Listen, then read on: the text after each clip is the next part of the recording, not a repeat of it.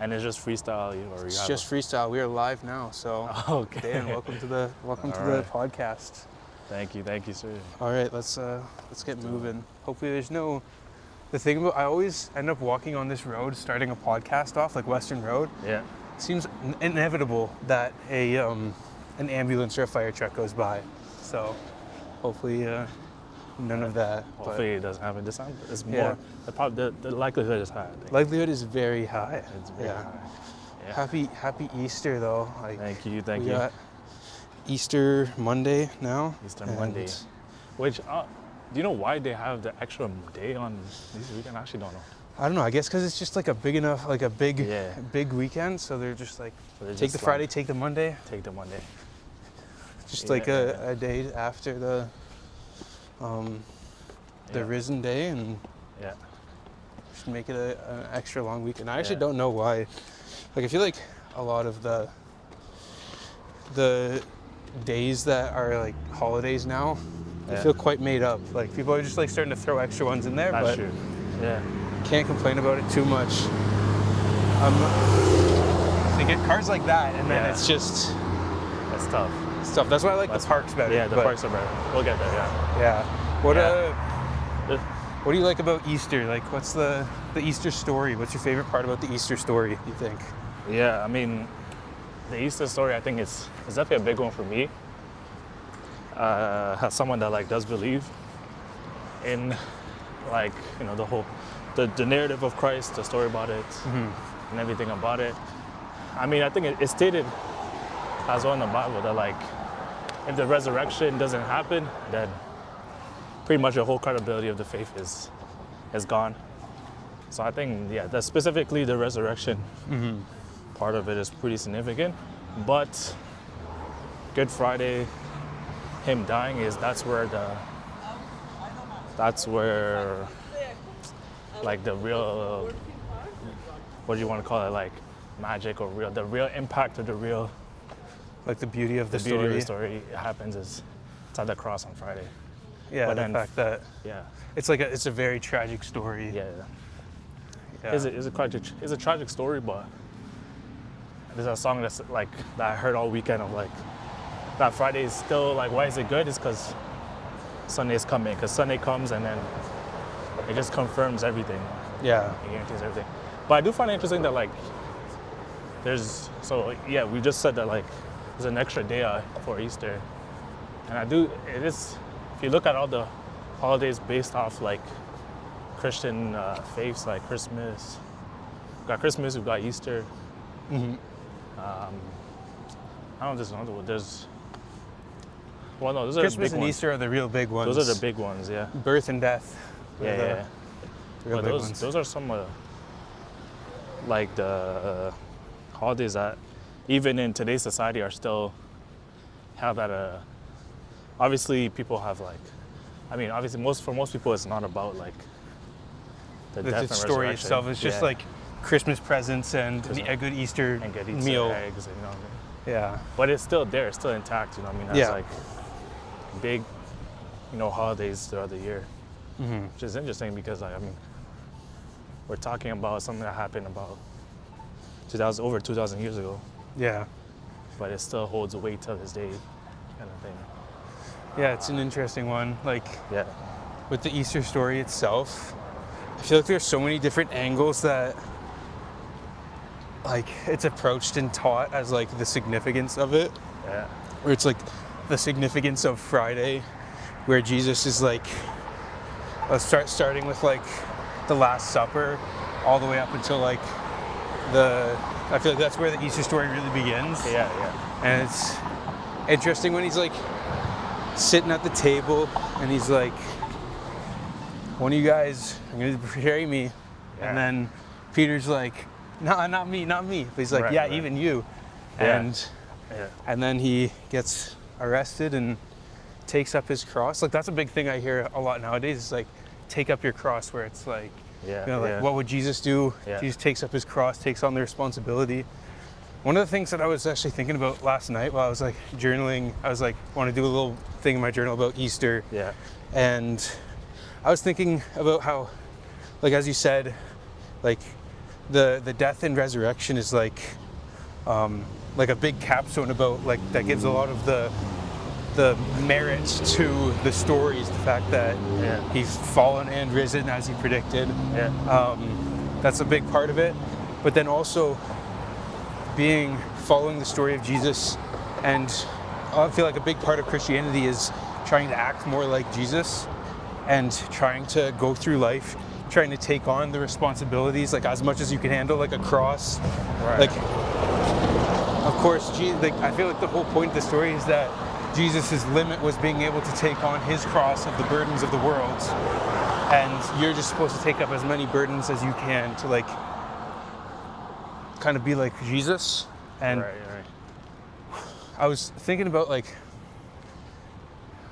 I've never really gotten like a full answer as to like what does it mean for Jesus to like carry the sins of the world and like take away your sins, but at the same time like you're supposed to take up your own cross and to bear your own responsibilities. Like if I'm just like constantly pushing all my shit on Jesus, then I'm not really taking anything upon myself. So exactly.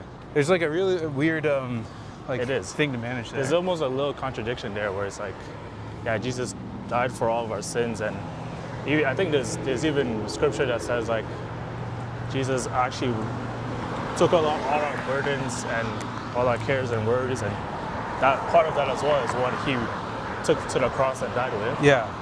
But at the same time, we're called to pick up our cross. But I think that the first big thing though is that I don't know if the way I understand it to be is I don't think the cross is supposed to be a burden necessarily, in the sense that following Christ is not it's not something that like is like a burden by definition thing has kind of a negative connotation. That like so it's something dragging you down. That's dragging you down.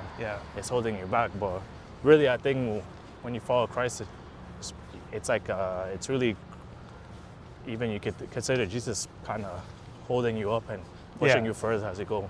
But so what does it mean then to pick up your cross? I think the cross now for us, it kind of symbolizes a symbol of like remembrance of like, well, this is the ultimate price that Jesus did for you. So there is a certain cost, I would say, that does come upon Christ, and I think that looks more like following Christ in this day and age is kind of going against the grain of where society is heading and everything. So if you're saying that I believe in Christ, I'm going to follow him, well, that's probably going to mean you're going to have to give up a lot of things that is very, I say, common.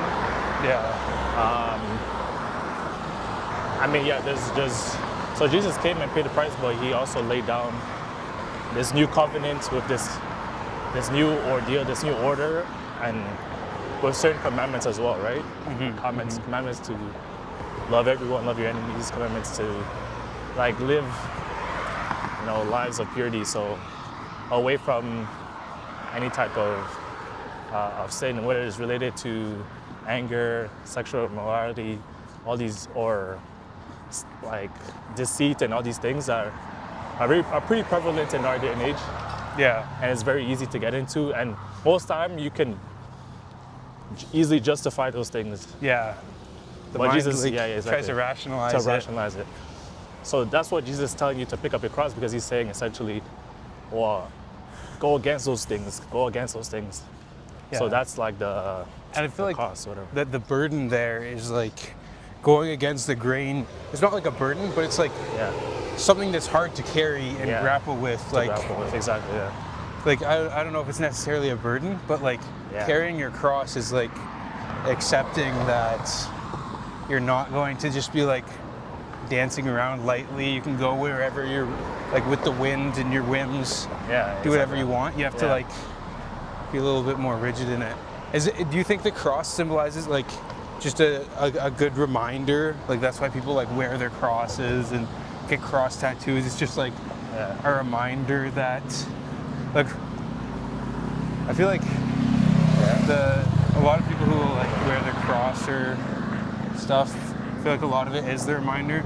Yeah. But I don't know. The cynical view is that it's just like kind of someone that wears it. Yeah. I don't know. I know some people who wear crosses that do not like I don't act very Jesus-like. They gotta exactly. either wear a bigger cross or exactly. I don't know. But or not wear a cross at all. Right? yeah. But I guess who am I to judge? You know. Yeah.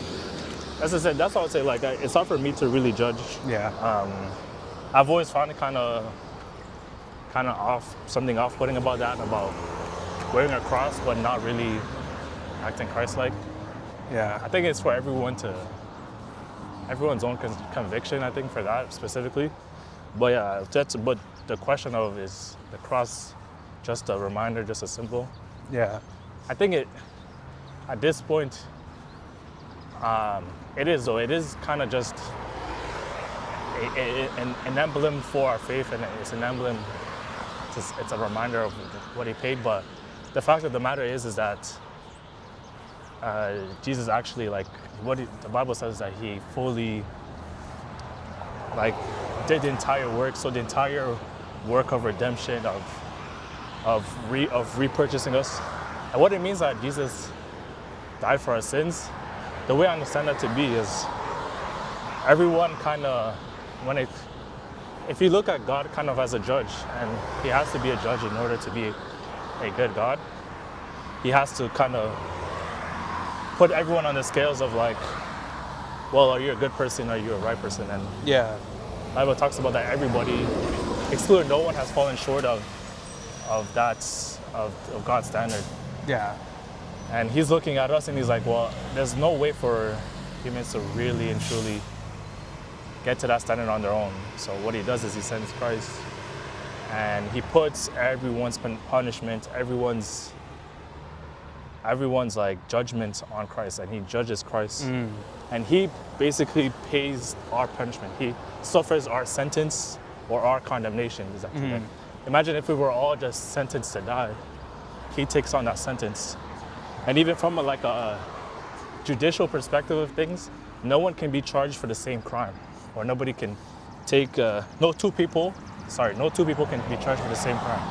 So there's no way a crime, by the same crime, I mean for the same instance of a crime. Obviously, for the same instance of a crime.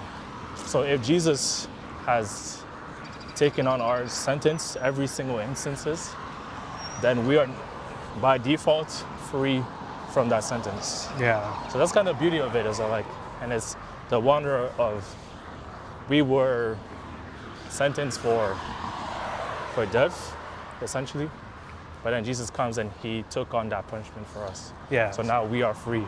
But now the question is, what do we do with that freedom, right? Yeah, I feel like there's like almost once you understand that Jesus has now taken upon that burden and been sentenced to your sentence.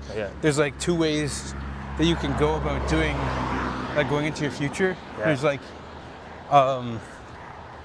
a way that is probably the much more tempting way, which is like, okay, if all my punishment is just going to be brought upon Jesus, it doesn't matter what I do. Right. It's just going to go to Jesus. I can just say I'm sorry, move on, whatever. Yeah, exactly. And that's, I feel like, a very, very tempting thing to do. Like, it is, whenever I'm reading stuff, like, I feel like I find my mind immediately just goes to like loopholes when I'm reading something, especially around rules and stuff. True. Where it's like, there's that type of loophole. There's like, I remember talking to my pastor about, I forget where it is in Luke, but he's talking about like give and it will be given unto you. Like whatever, like there's a give and take to something. So it's like, once I know that is the cheat code, just start giving people stuff, and then it's going to be returned to me. Like, I don't think that's the spirit of it. That's not the spirit of it. I feel like my mind goes straight to the loopholes instead of going, oh, wow, thank you, Jesus. Like, because of my gratefulness, I'm going to start acting in a better way and start moving like because I don't deserve this, I'm going to start working harder so that I can become more worthy. Yeah, exactly. Like there's the two different lines to take, and I feel like the second one is definitely the harder route. And I would even suggest or argue that the second one is harder, and also, but it seems more logical to do. Yeah. But I'd say it's even it's impossible. And that's something I've personally struggled with myself. I'm like, okay, well, all right, then I kind of believe the story. And we can talk about, like, I think we can come back to this afterwards of like, even believing in the story in the first place, because it's kind of like a crazy story. It is very, very, yeah. It's in the realm of the unnatural, in the supernatural, quote unquote. So you could even say, like, as people that study science and math and everything, like, how do you merge the two, right? But talking about what do you go from there? Just show this way. I'd say that's something I've struggled with. I'm like, okay, I believe in this, and well, Jesus died for me, but I don't want to just keep sinning just because I can keep sinning. Yeah. So I try to be a good, better person, but it's hard, like on a day-to-day life to make the right decision every time. It's actually quite difficult. But something I think the next step that you have to understand, I think, and I think there's like a verse, and that's what I put up here, Romans chapter 6, verse 1, it says, well then, should we keep on sinning so that God can show us more and more of his wonderful grace? And verse 2 says, of course not. Since we have died to sin, how can we continue to live in it? Or have we forgotten that when we were joined with Christ Jesus in baptism, we joined him in his death? So I think there's a critical element about that story, that, like, Jesus didn't just die for himself and by himself. Effectively, I think part of the message is that we die with Jesus and we resurrect into a new life, into a new person, and a new, starting a new life, essentially. So whatever, and that new life is led by the Spirit, and that Spirit of Jesus, of Christ, in a sense. So our old self chooses to sin will choose to sin pretty much every time. Yeah. But if you can accept that, well, actually, Jesus, we were dead to our sins. We were dead to our old ways. We were dead to the things that used to drive us before. Yeah. And now a new life begins, and we're a new creation that is actually empowered by God to make the right decisions. Yeah, like, just because you have sinned before, it doesn't mean you have to sin again. Exactly, yeah. So that new decision, that new route has to be from a perspective of, like, well, it can't be just me making a decision or me living the same way I used to live.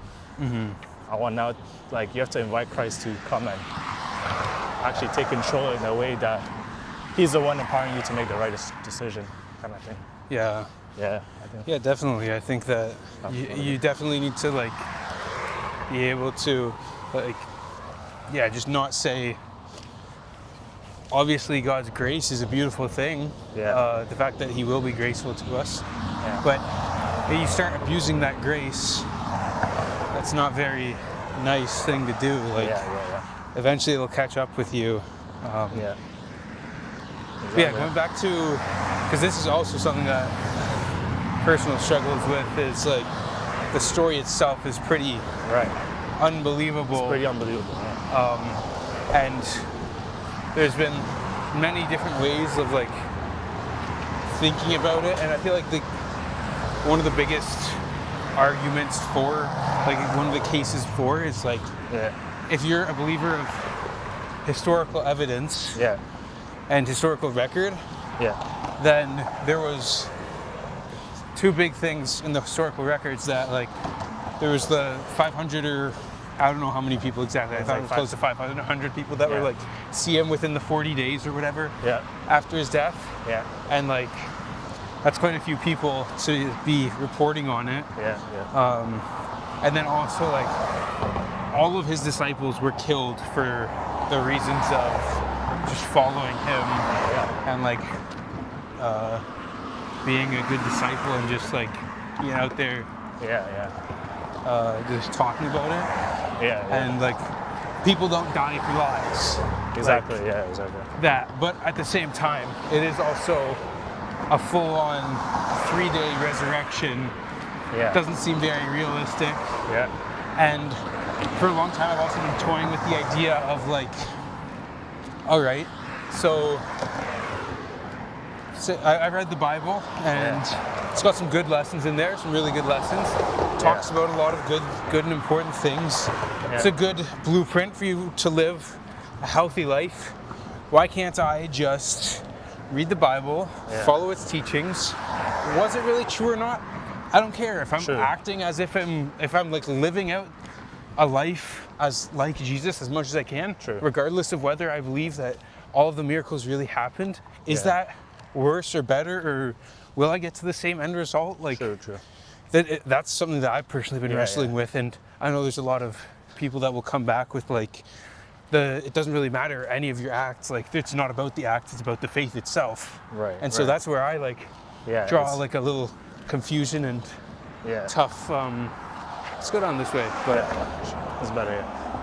That's nice. That's like the tough little challenge that I'm seeing. Like, is it really? Can you act like it, or do you have to believe in it, or like even if you believe, then you don't act like? Is it really believing in it? And it's just a hard. It is a hard, especially being in science. Especially being I think going off that first point of the historical evidence behind like the resurrection story, like those two main points is what I've heard a lot as well. Because people, one of the biggest refutes against it is, because nobody says like anything against the fact that Jesus was here. He said what he said. He claimed to be the Son of God, and then he was crucified by the Roman Empire at the time. So nobody disputes that. And the second part of is the fact that he was actually buried in a tomb nearby. So that could be disputed because, some people say actually it was custom that for Roman soldiers at the time to just dump all the bodies of the people that were crucified in just like just to dump their bodies and let them rot. Especially because he wasn't getting any respect from the Roman people. But I think there is grounds to believe the historical account that there was a man from Egypt, known like Joseph of Americus or something like that, that he actually offered his tomb up. And then you kind of skip ahead to a couple of days later where there seems to be rumors going around that Jesus' body is no longer in that tomb. So then you kind of have to fill in the gaps of like, so what happened? Yeah, sure. Bench here. You have to fill in the gaps of what happened in the middle of that. Yeah. Right. Well, also on the other side of it, which is what you were talking about, of like the account that Jesus' body was no longer in the tomb and his body was actually seen alive by 500 people. So if people will refute like the concept of like mass hysteria where it's possible where many people can hallucinate the same thing, but what you said, the fact that it was 500 people, that reduces their likelihood close to pretty much to zero. And then the fact that people died for what they saw. Yeah. You know what I mean? That, like, nobody dies for a hallucination. Like, you gotta have credible belief. And then not just the fact that people that saw also changed their lives and died for what they believe, but later on we have people like Paul who were very adamantly against the faith of Christ. And there's historical accounts that dates only just 30 years after the resurrection that people like Paul changed their entire life around 360 in a very short span because of the Christian belief. So that tells us that, well, it's very likely. So there's three parts. So like the Jesus was here and he died crucified by the Romans.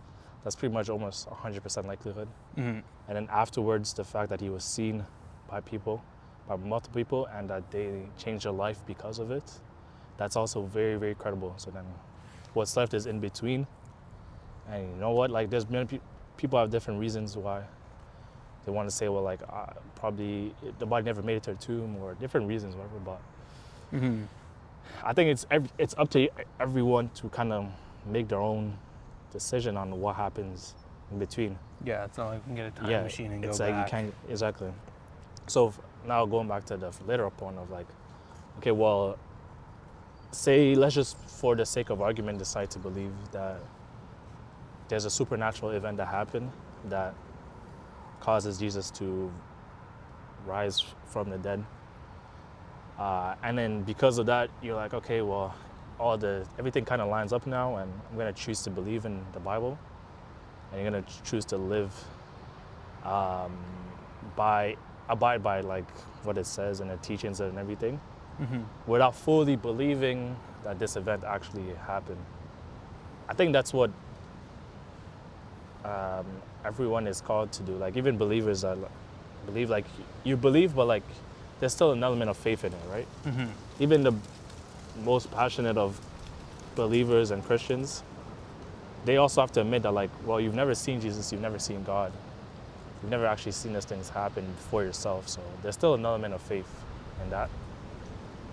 And then for those that choose to not believe, there's a certain element of faith as well to believe, to trust for sure, 100% that no supernatural event happened. I think there's also an element of faith in that as well, because it's possible. Yeah. Because that's the timeline of events that makes the most sense, given all the other historical evidence that we have.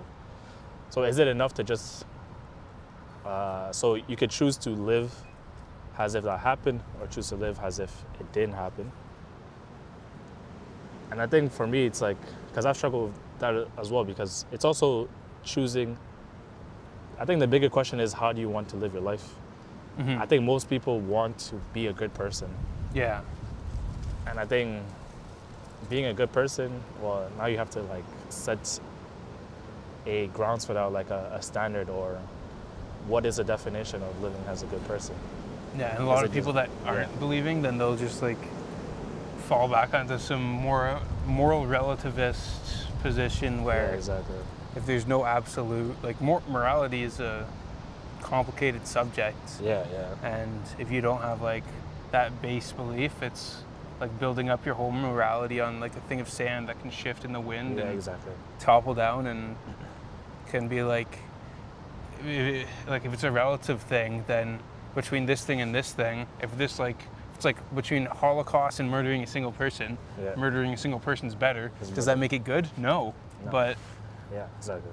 like, yeah. But it's a choice to make, essentially. It's a very big choice. And it's definitely tough to still, like, even you can break it down to the three. Jesus was a person. Yeah. He went into the tomb, something happened, and then people are seeing him after. Like, it is, like, no matter how much the historical evidence could support it, it's still, like, against the laws of physics type of thing. It's against the law of physics. Like, that's a tough thing to really accept. Yeah. It's a tough thing to like, accept. Yeah, and it's easy to accept the teachings and lessons and say, okay, I can see how this is going to make my life better, and living in this way and having my church community, everyone's got the same value system, right, and all that, and like that's all good and true, but it's built on the cornerstone of a supernatural event that you would have to put your faith in, and exactly. It's a tough one to try to, and it's also like, if you really want it to be true, like, you can almost convince yourself of it regardless, because like, there's people out there who believe the earth is flat and aliens are coming to visit. And like, if you can convince yourself of that, people can convince themselves of supernatural things, and does that make it real or not? I don't know, but people believe in it, and so it's a tough thing to...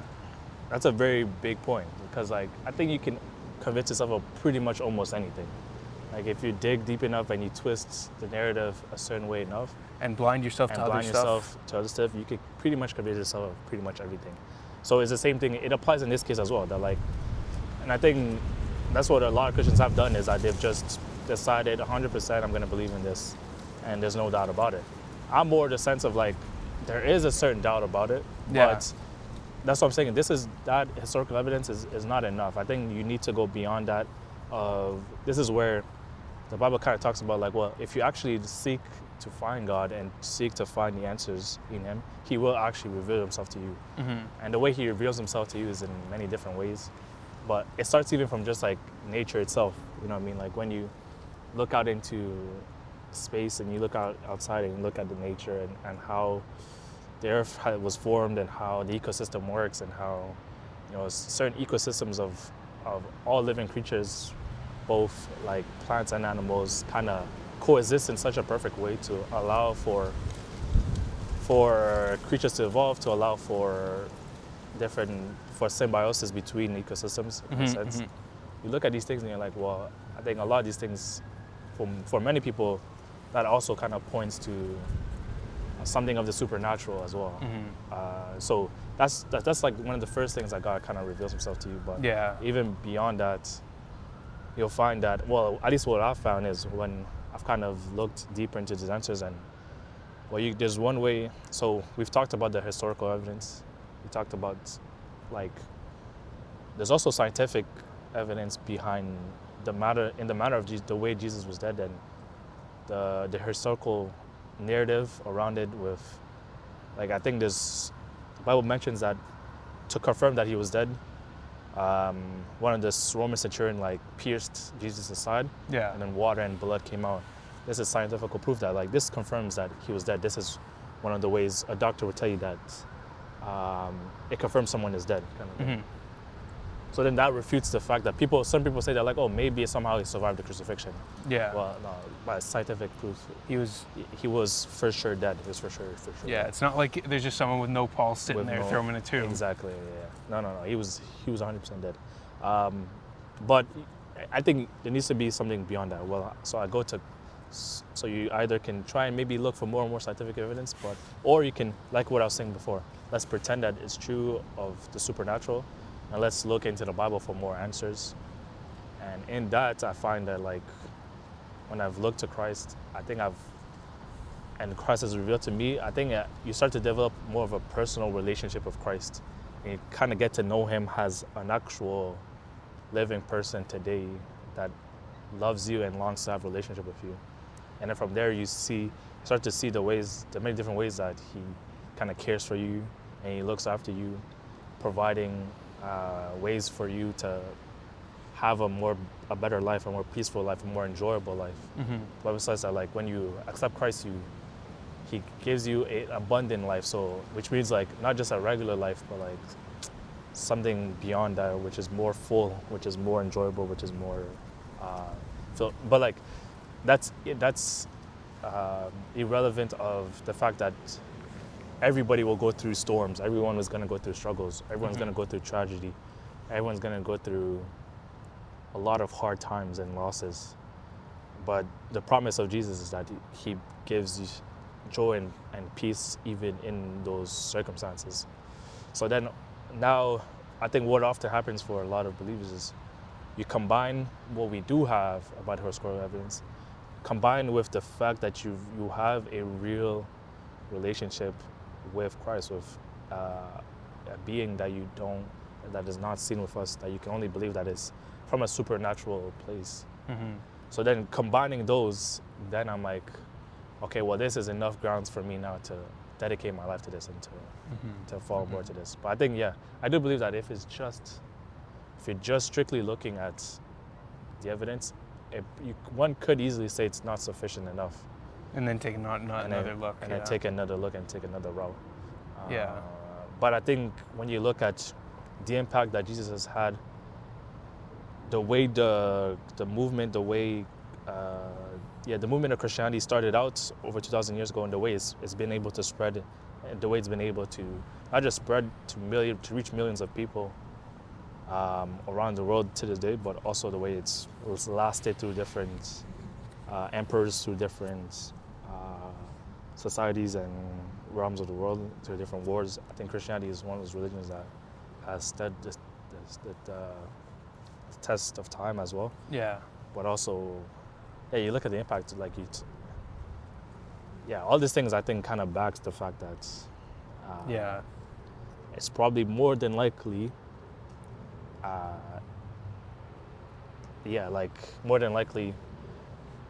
the correct way. I don't want to say the correct way, but the best way to approach life in and of itself. But I think but before you look into Christianity itself, I think someone has to come to a point of well, is there more to life than what we see, than what we experience in things? Is there more to life than just being born, finding a job, having a family, having grandkids, and then dying? Is there more to life to that, or is it just that? I think that's the first question that someone has to have. And I think most people will at some point have to wrestle with that question of like, well, that existential, existential, like, holy cow, what is this all for? What is this all for, kind of thing. Like, am I really just gonna appear on the earth? Yeah. Have some fun, grow a little bit. Yeah. Work for someone else, get them some stuff, and then just have my own little world going on, and then that's it. Die. No one's gonna remember you in 300 years from after you die, and that's like looking at it like full out of scope. That's pretty sad. It's pretty sad. I think it's pretty sad. But because at the same time, it's looking at the scope, like you're gonna enjoy your life right now, and But I think this is one interesting conversation I had with a couple of friends one day. Is like, well, obviously everyone wants to be a good person, and one thing that I argue to people is that, like, well, there's 8 billion people on this earth. Is you choosing to do good, to be a good person, is that ultimately going to have a positive impact on the earth? Is that going to have a negative impact, or is it just going to be neutral? Does it not matter, kind of thing? Because, for example, let's put yourself in a scenario where you're faced with someone that is kind of like, say someone that's like going through a rough time, say they're being bullied or whatever, or they're just going through a rough time, and you have a choice to kind of be nice to them, maybe spend some time to them, talk to them, or you have a choice of completely ignoring them, saying, whatever, who cares, let me just walk away, it's their life, not mine, their problem, not my problem. Or you could add to the fuel to the fire and make their life more miserable and just bash them even further. Just, you see other people being mean to them, you're like, let me also be mean to them, kind of thing. So those 3 scenarios that you are faced with, well, I think most people will say, no, like, be a good person, like, cheer them up, talk to them, give them something, kind of thing. But what if I told you that, like, well, sure, you could be nice to them for a couple minutes, say 20, 30 minutes. Someone else going to come behind you, though, and just can completely just negate everything that you've done, and just by being even more mean than you were nice to them, and just saying more and more terrible things as well. Or the other scenario as well, like, okay, sure, you can provide some encouragement for a second, but the fact of the matter, well, they actually have to go home after that, and maybe they're dealing with the hardest situation at home. And it's very likely that they're probably going to forget your act of kindness, even though maybe it was really impactful in that moment. But I'm just saying that, like, it's very possible that your act of kindness might not have ultimate good value or impact, whatever. And then the other scenarios are what it is, like, you do nothing or you increase the bad. That speaks for itself. Yeah. And I say, like, in a world of 8 billion people, why choose to be good? Like, what does your life, what does your actions have an impact on someone else's life or the greater world in general? But also, if we look from the perspective of there is no creator and everything came about by chance, kind of thing. Everything came about by just an insane coincidence, an arrangement of molecules and electrons and protons and electrons coming to a perfect balance between each other that allows for things to come to life and everything. But if everything is by chance, by incredible chance, then even your encounter with someone is just a fluke coincidence, and ultimately anything else can happen from there or whatever. So those are the questions that I kind of challenge people, or ask myself as well, like, yeah, if there is no God, then there is no actual point to anything I do. Whether I choose to do good or whether I choose to do bad. Yeah. Ultimately, I mean, you could say that your personal experience in life will be better if you're a nicer person. Like the law of reciprocity. Right. If you're being more nice, more people are likely to be nice to you. I don't know. Is that a law of result? Like, is that? I feel like there's like. Is that a law of nature? I don't know if that's a physical physics law, but it's like something that is a pretty I do big agree experience in your life. Where if you're nice, there's usually a give and take. The energy you put out, the energy you get back. Yeah. But that's not a law of physics, right? Yeah. So that's something else that we don't fully understand of why does that seem to happen? That naturally seems to happen, that when you're good to others, people are going to be good to you. Yeah. Societies in general just don't follow the laws of physics. They follow their own laws. It's they like follow their own laws. But and yeah, those laws seems to be coming from somewhere else. You know yeah, what I mean? exactly. So that was another question. I was like, where is this actually coming from? Mm-hmm. Where does our conscious even come from? That's not something physical. That's not something that the law of physics can explain as well. Mm-hmm. Like everyone has that thing inside them that tells them to be nice, to be good, you know what I mean? Yeah. to not kill someone, to not like lie to someone. And Well, in where does that even come from as well? You know? I don't know where that comes from. And it's, what's even, where does this come from is, Yeah. like what I find the more interesting question is, you say there's 8 billion people on the planet, and like, if you were to go up to like 99.999% of people and you ask Yeah. them, do you want to be good or bad? Right. Most of them are going to say good. They're gonna say good. But yet, Yeah. even if you're doing like that little bit of good and someone comes in behind you Yeah. and is the bully or Yeah, whatever, Yeah. there's bullies out there There's that bullies. don't even like really, I don't think people really realize what they're doing when they're Yeah, exactly. being mean. Like Yeah. they're trying to be good when they're thinking, but if they're not good when they're not thinking, then like, does it really matter so much? Yeah, And it's exactly. like, you have to build up that habit and have that, it's like, everyone wants to be a good person, Yeah. but everyone also wants to fit in. Yeah, exactly. And people can easily fit in by being not being a such not good person Yeah. together. Like Exactly. there's a lot of different natural desires that people have. Yeah. And you kind of have to, like, I feel like a big thing religion does is tries to override our natural tendencies for power, Yeah. for temptation, Yeah. for just doing whatever we want. Like if there is no God and whatever, if I can do something, why Yeah. shouldn't I? There's Yeah. no answer to like Exactly. why questions in physics. Yeah, And exactly. Well, and when we think about what most people also want is, it comes back to like power and success kind of thing, which those two often comes at the cost of doing the right thing, the moral thing, or the good thing, you know what I mean? Mm-hmm. A lot of times, if you want to, rise in ranks or succeed, someone else has to pretty much go get lower so that you can go higher. That is kind of the law of society in the sense that in order for you to like make a lot of money, that means someone else has to be losing a lot of money, kind of, if that makes sense, right? I feel like it's not always a Not zero-sum game always. like that. Yeah. Like in our current society, people can be like, if I pay you $1 million to build me a house, Yeah. you then have $1 million and I have a house. We've created wealth. Yeah, We've yeah. created We've created something. wealth. Yeah. It's not like I'm taking it's not like I have $1 million and you're taking $1 million from me. Yeah, it's yeah. not like I lose, you win. True. It's not like a zero-sum game like Yeah, that yeah. in It's a not. monetary sense. But I feel like in But there are other the power scenarios, it's like there's only so much power to go around. True. And I feel like that's a much But- more corrupting thing. But even in a money scenario, if I want to make the most profit, for example, and I need to buy a house, I need to pay $1 million. I give this guy a contract $1 million to build my house. He wants to make a profit off this because he has to buy materials, he has to buy whatever. Well, labor is probably going to be one of the biggest costs for that. Mm-hmm. And then maybe, he's going to cheat someone into cheap labor, you know what I mean? He's to maximize his profit. Mm-hmm. Someone's going to be brutal, putting in like insane amount of work, putting some crazy hours, but paid, like minimum wage for something that he should be compensated more. Mm-hmm.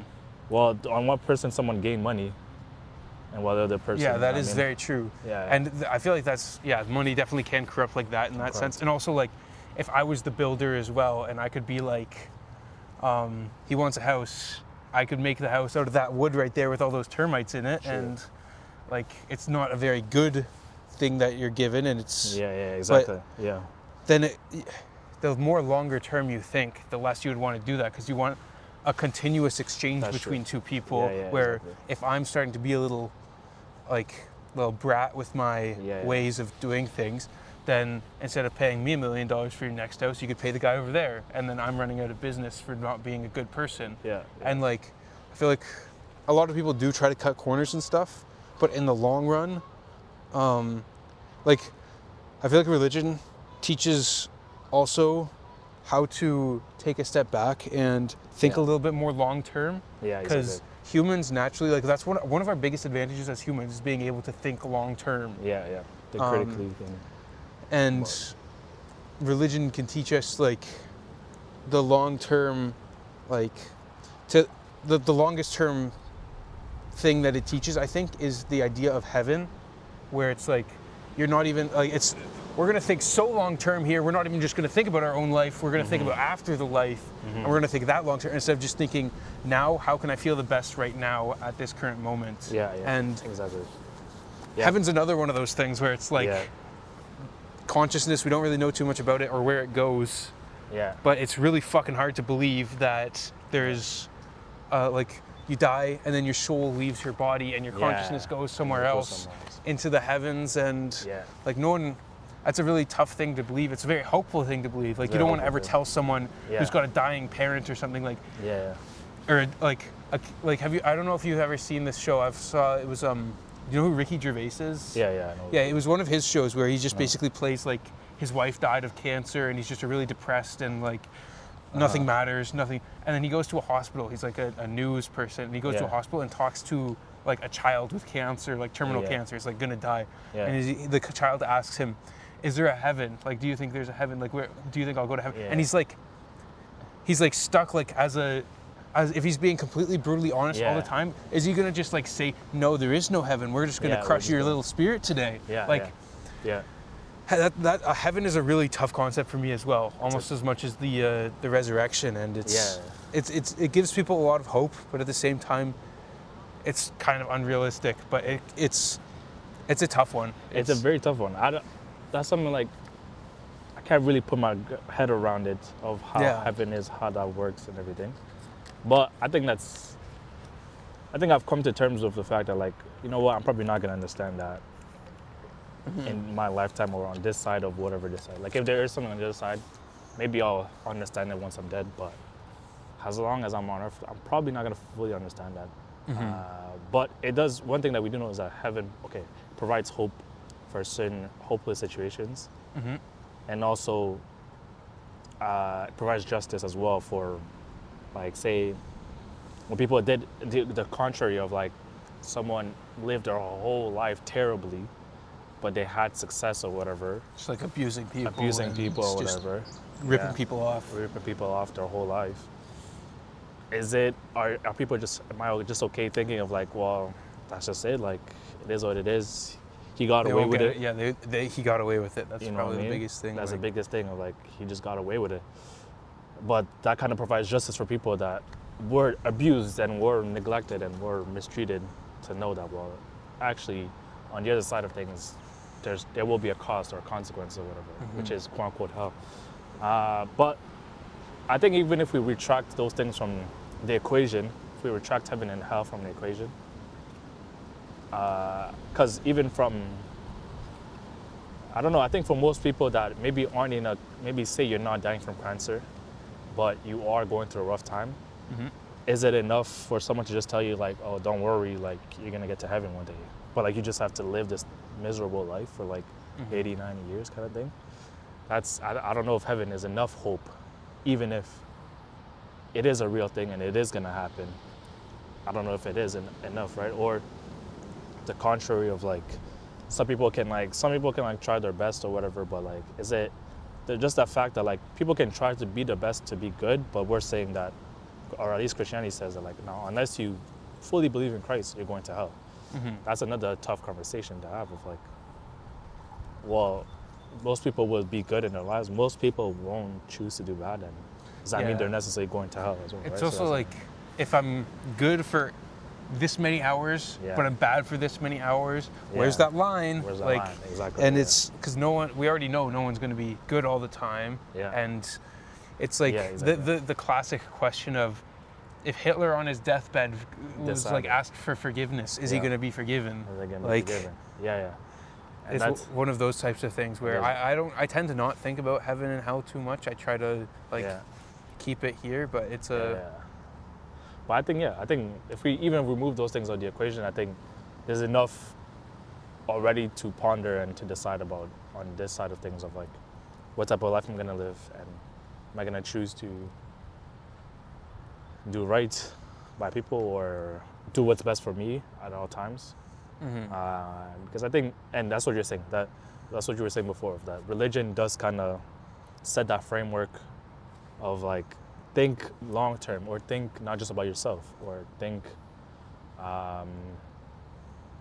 for others as well. Like, you don't Jesus' want story is the whole servant life. It's a life as a servant. Exactly. Yeah. You're living your life for others to make. Yeah. Exactly. If everyone lives for each other, then it's like exactly. you can always have someone to pick you up when you fall. Yeah.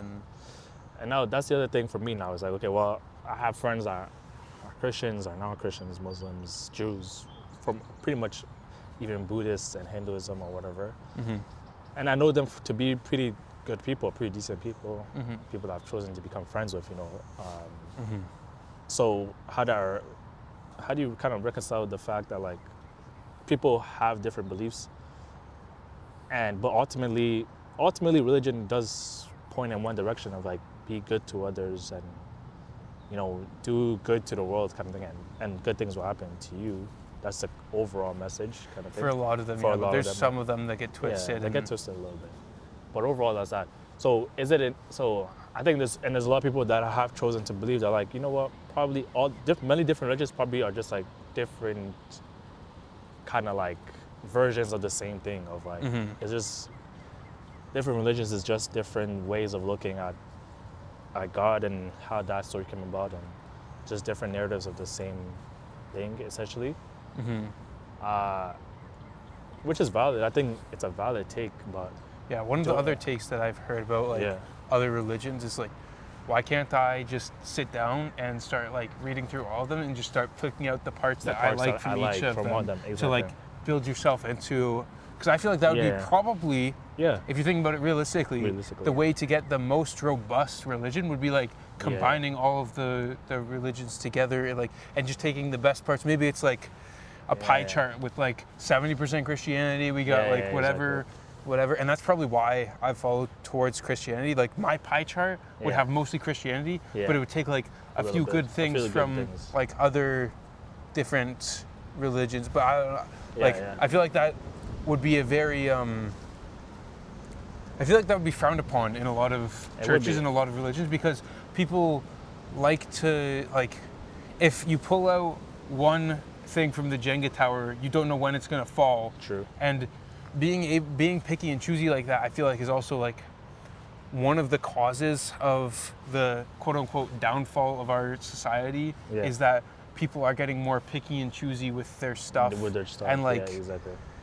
It's a really dangerous game to be like, I like this, and this, but I don't like this. Yeah. But then 2 days from now, I could also not like this part anymore, and then I could not like this part, and then I'm just like pulling out more and more Jenga blocks until the tower falls. Yeah, exactly. Where it's like, okay, do I really need to accept like the teachings of Leviticus if I want to be a full Christian? Uh-huh. Like, we've already like a lot of the church has kind of been like, it was written, but like we aren't really gonna follow this anymore. It's Old Testament. Yeah, exactly. Like, but yet there's still things like from the 10 Commandments that you kind of follow a lot of those still. But a lot of the Leviticus teachings, like, or like you can't have fish on whatever, and you can't eat pork, and whatever those rules were. Those are like, a lot of people don't follow those anymore. They just follow the teachings of treat others how you want to be treated, live your life as a servant, and like that type of stuff. But I think it is like, that's one of the biggest temptations, is to be able to be like, I can pick and choose. I am so smart, and I know that everyone else is like, they'll trip over these landmines of being like, I don't want to do this, I don't want to do this, but like, I'm smart enough. I've got that big of an ego to think that I can do that. Yeah. It's like, it's a very tough dichotomy to manage of like, 100%. The full pure rigidity versus, I think I know better and I could figure it out for myself in my current circumstances and this day and age, because it was written 2,000 years ago. Of course it's going to have to change a little bit. It's going to have to change, it's going to have to evolve a little bit because society has evolved. I think I 100% feel as if I've also have to live with that that decision of like, because there are certain things I'm like, I look at Christianity, I'm like, I don't know, man. I don't know about this, I don't know about that. And there's also when I look at other religions, I'm like, I don't know about this, I don't know about that, but I agree with this part. But I think similar to someone that's, say, agnostic or atheistic, they're also in a way saying, well, I don't know about any of this. Essentially, they're like, I don't want to partake with any of this. And I think, especially when you're doing that, when you don't believe in God, and you're choosing to make your own decisions for yourself and choosing to decide for yourself what you're going to do, what's going to be right for you and what's going to be wrong for you. In one way, you could like argue that you're essentially the god of your own life. You are essentially the master of your own life. You're essentially in control of your own life if you don't believe in someone of higher power and higher authority. And I think in that same kind of narrative, for me, and I'm gonna try and be like, well, no, if I'm gonna trust in the Bible and Christ, then I'm gonna have to trust in everything that it says, because if I'm gonna start deciding of like, okay, I'm gonna take a little bit here, a little bit there, a little bit here, even though that makes the most sense to me, it's the same. I think it's ultimately the same thing. I'm deciding, I'm the master of my own life. I know what's best. I'm in control of my own life, so I'm gonna go ahead and make my own. Essentially, you're forming your own religion. You're forming your own worldview or your own perspective on things.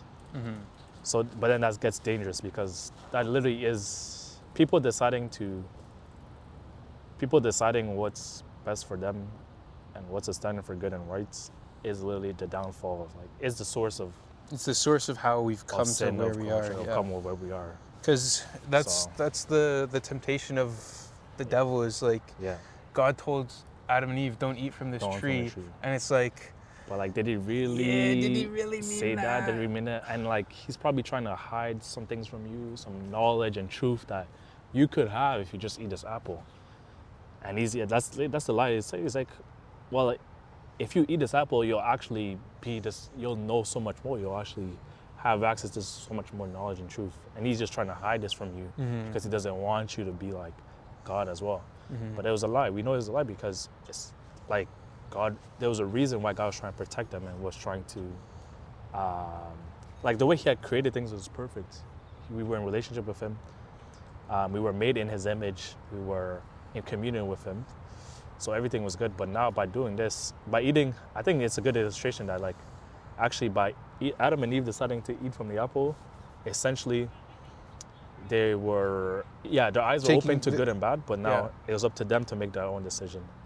And now they don't know what's ultimately good and bad, because God knows where, like if you decide to take this course of action, what's going to be the ripple effect of that.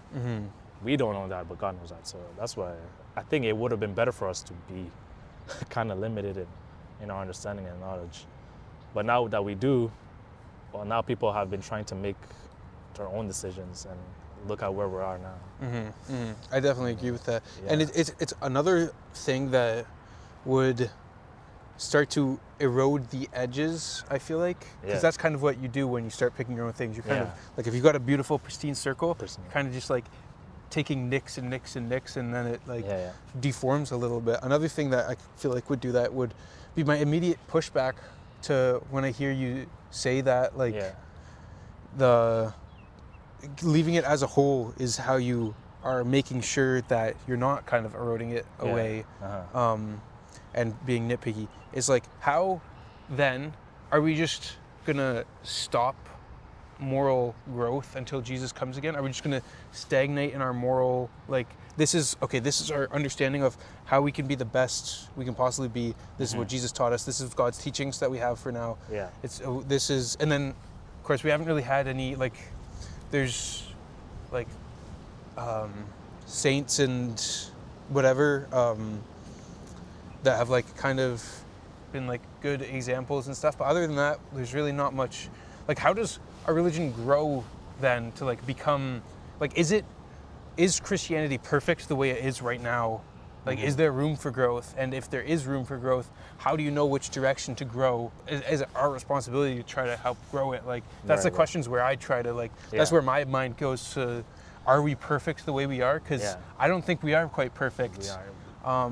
We're definitely not perfect. I think it's very clear, actually, that Christianity has gotten it wrong and made mistakes time and time throughout history. You know what I mean? Like, I think that's very clear that Christians have gotten it wrong time and time again. But I think part of the journey of pursuing Christ or pursuing God, in a sense, is a journey of getting to, the ultimate goal is trying to become like Christ, and to become like Christ, you need to know more of who he actually was. We actually have all we have is these couple books that tells us the story of how he lived, but we can't get the full picture by just these books. And I think that's one of the things I have so there are certain denominations like the Orthodox denomination of Christianity. They will tell you that like there's no way for you to get more understanding or grow in your faith unless someone of authority kind of teaches you what the Bible actually means. So if you actually want to grow, you have to go through a pastor or a priest or someone ordained by the ministry to be able to bring about more revelation. But I think what's scary about that is that if it's only just this one person, like say for a sector of the church, there's only this one guy who's in charge of this whole area and all the churches in this area and all the priests in this area, and we're saying that revelation can only come through this one person. Well, it's like, well, what if he has it wrong? Like, what if he got it wrong? And humans are always fallible. Like, it doesn't matter what, divine inspiration they claim to be getting. Yeah, exactly. You could always be getting it wrong. And I feel like, it also, like, I feel like I'm a person who values agency. And, like, if you're putting your full life into another human being, like, human, that, like, humans all have their flaws. Maybe some are more flawed than others. Not me to judge, but like I feel like the Bible teaches you that it is in your own personal, like you have to create your own relationship, and you can have your own divine inspiration that works for you that may not work for someone else. Yeah. And that's also another dangerous game. You don't really know what's divine and what's not, and you kind of have to hash it out with other people. Yeah. But it's also, I think it's even worse that one person is telling you. Even, especially because no one knows you better than you. Yeah, I mean, exactly. You don't even really know you all that much. But actually, God knows you best, pretty much. And a priest or pastor or whatever can only know you so well, can only know your context so well. Exactly. That they won't really have a full understanding to. They might be able to point you in the right direction, which is good. But I think it's up to you and your relationship and your thoughts and your ability to seek out the divine and get your own answers. Yep. I feel like I put a lot onto a personal responsibility type of thing, and I feel like there's a lot of area for abuse of power when you don't do that. When you don't do that, 100%. I think the best advice someone in authority can give you is to seek out Christ for yourself, to seek out revelation for yourself, because I think everybody probably has a story where maybe God intervened for them in a way that was like specifically unique to them. Like, it probably wouldn't have mattered for someone else. But like, I don't know if you've heard these stories of like, someone was literally sitting on a bench like this in nature, and like they were going through a horrible time, man. And like, they're just here, and they, out of like desperation, they call out to God. They're like, well, I have nothing else to lose. If you're real, reveal yourself to them. And this like little, I don't want to use dove because that's typical, but like another bird, like, what do you call those red birds again? Those are... Like a cardinal? Yeah, a cardinal. You see a cardinal flying by, and it kind of lands in a nest somewhere, and then you hear the story, and then this person will tell you that like they immediately started crying and whatever, and like, why? Like that, for me, that means absolutely nothing. But to them, it reminds them of their mother that used to draw cardinals to them and paint them, and how their mother provided for them as they were a kid, and like this means something. So like this specific moment and the coincidence of you being in this space, I think that's literally something that, again, is only unique for you, to your context, to the way you've experienced life in and of itself.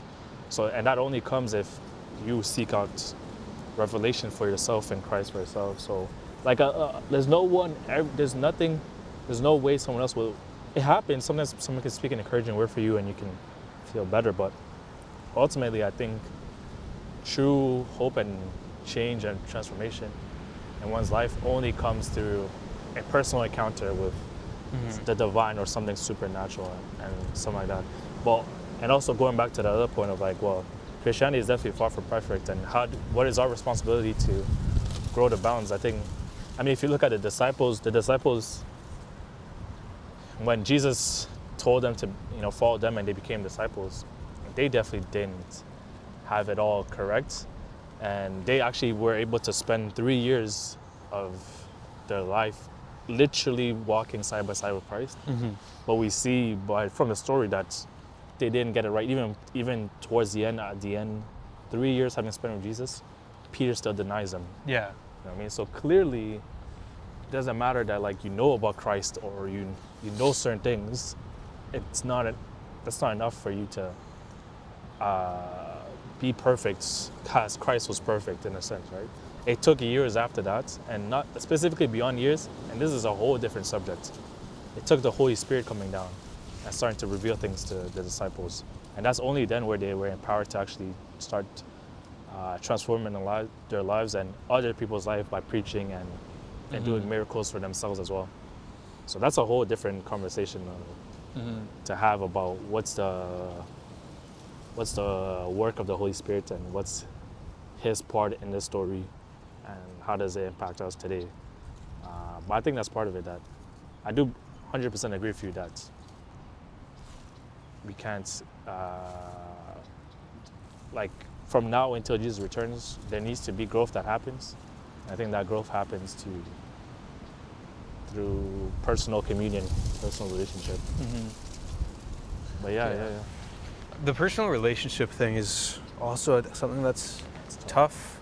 That, if I have a personal relationship with Christ, if you break it down to its core components, kind of just you talking to yourself in your head, or out loud, or whatever you're doing, but it's kind of just you talking to yourself, and there's the divine inspiration in your consciousness that will bring you a new idea, gift you a new idea, and that's where it gets hard for me to understand the Trinity. I understand the idea of the Trinity, the Father, the Son, the Holy Spirit. The Father is the one that's in control of whatever, and Jesus is the one who came down, and the Holy Spirit is the one who's out there doing whatever the Holy Spirit does. But at the end of the day, to me, because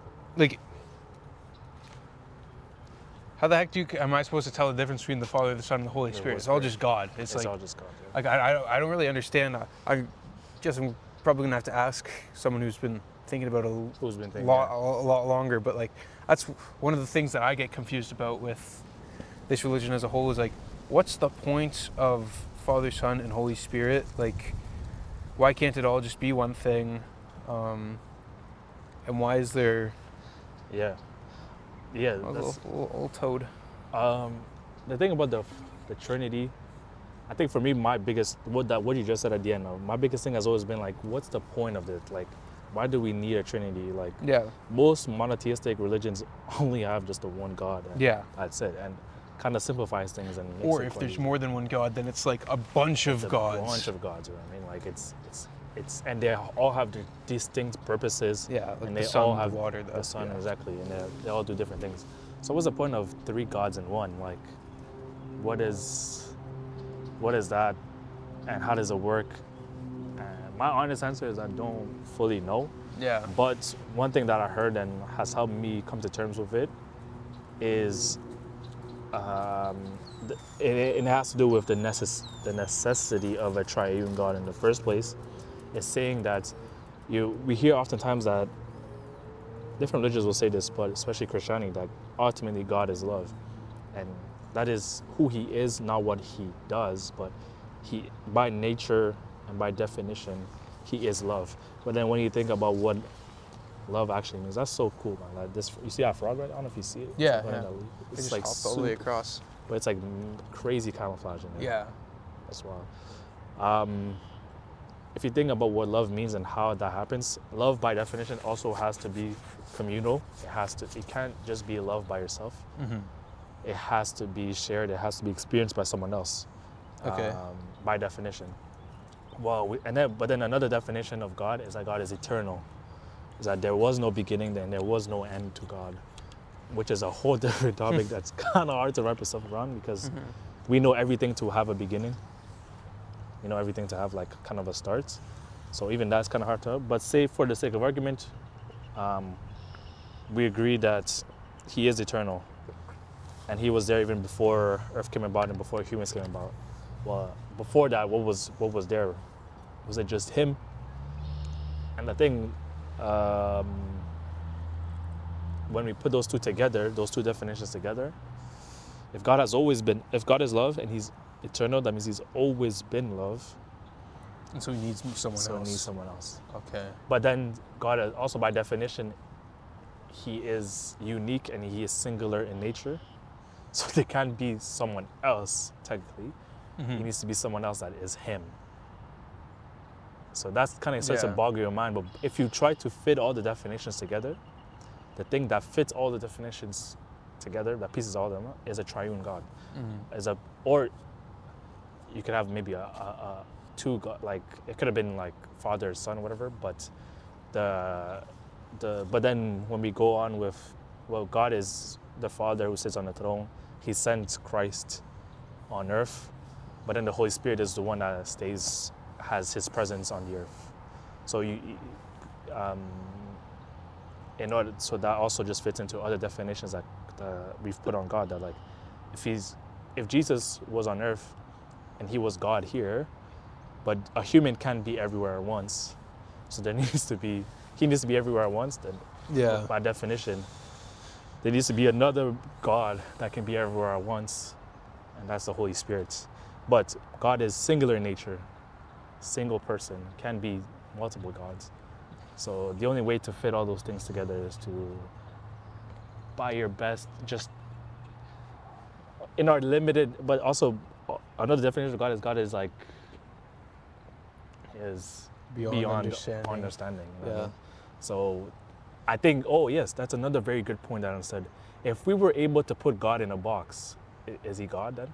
Yeah. I mean, if we were able to understand every little thing, everything that makes up God, then we can't really say that he's God.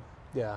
So that's another thing that the Trinity helps with, is that like, well, we don't understand the Trinity, but actually that works because we shouldn't be able to understand everything about God. Yeah, I feel like the church should sometimes be a little bit more humble in saying like, we really don't know what God is. We really don't know. Honestly, like, because they kind of start teaching kids, like, there's always those depictions of like just white bearded guy in the sky looking down. Yeah, exactly. Got his hands like this, but like realistically, that's not even close to what. Like, that's way too boxing in. Like even the Trinity is kind of boxy and like it's boxy. It's also boxy. Yeah, understanding what it like that's.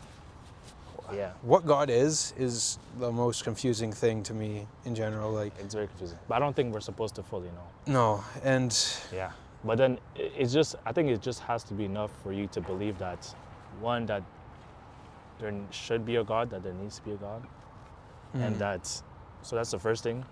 Based off everything that we see and based off your personal experience, you come to believe that there's more than likely a God out there.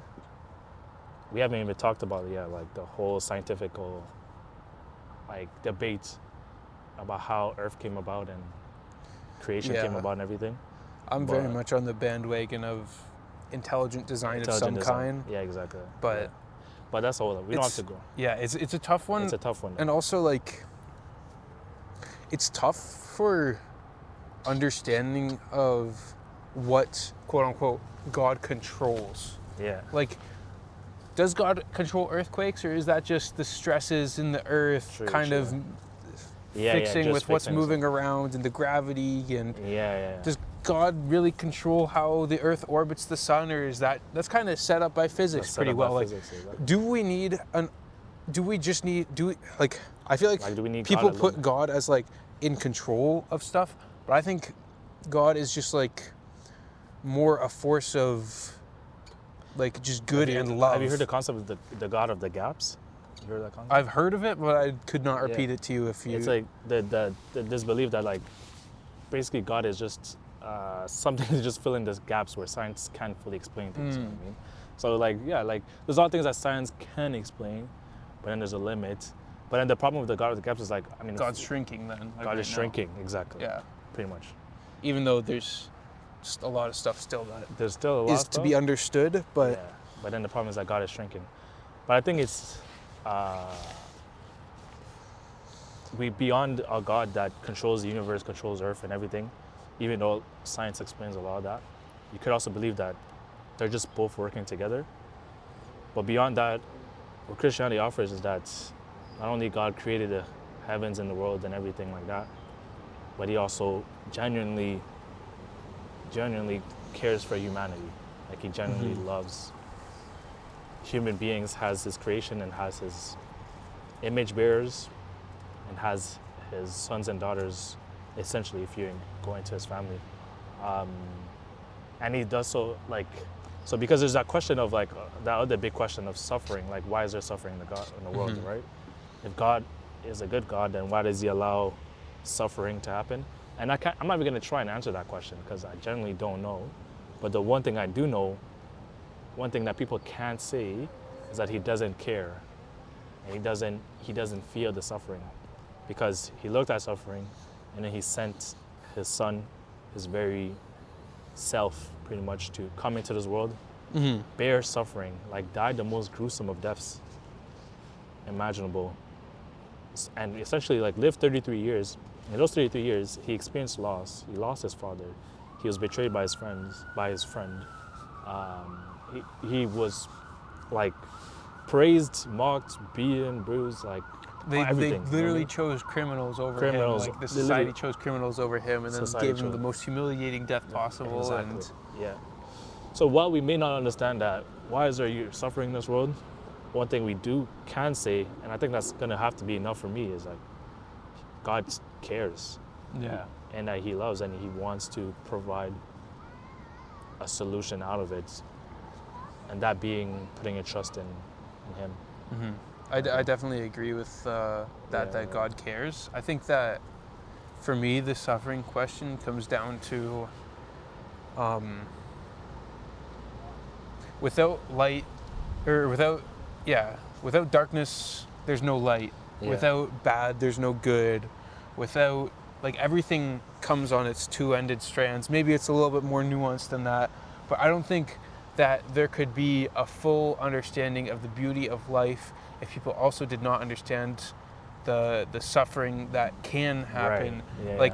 Yeah. The depths of hell in which we could bring this world to are so unimaginable to most people that the fact that we have trees, the fact that we have clean air, we could so easily be in a nuclear apocalypse right now. 100%. There's so much to be grateful for, even though there is that little bit of suffering. And also, there's always going to be suffering.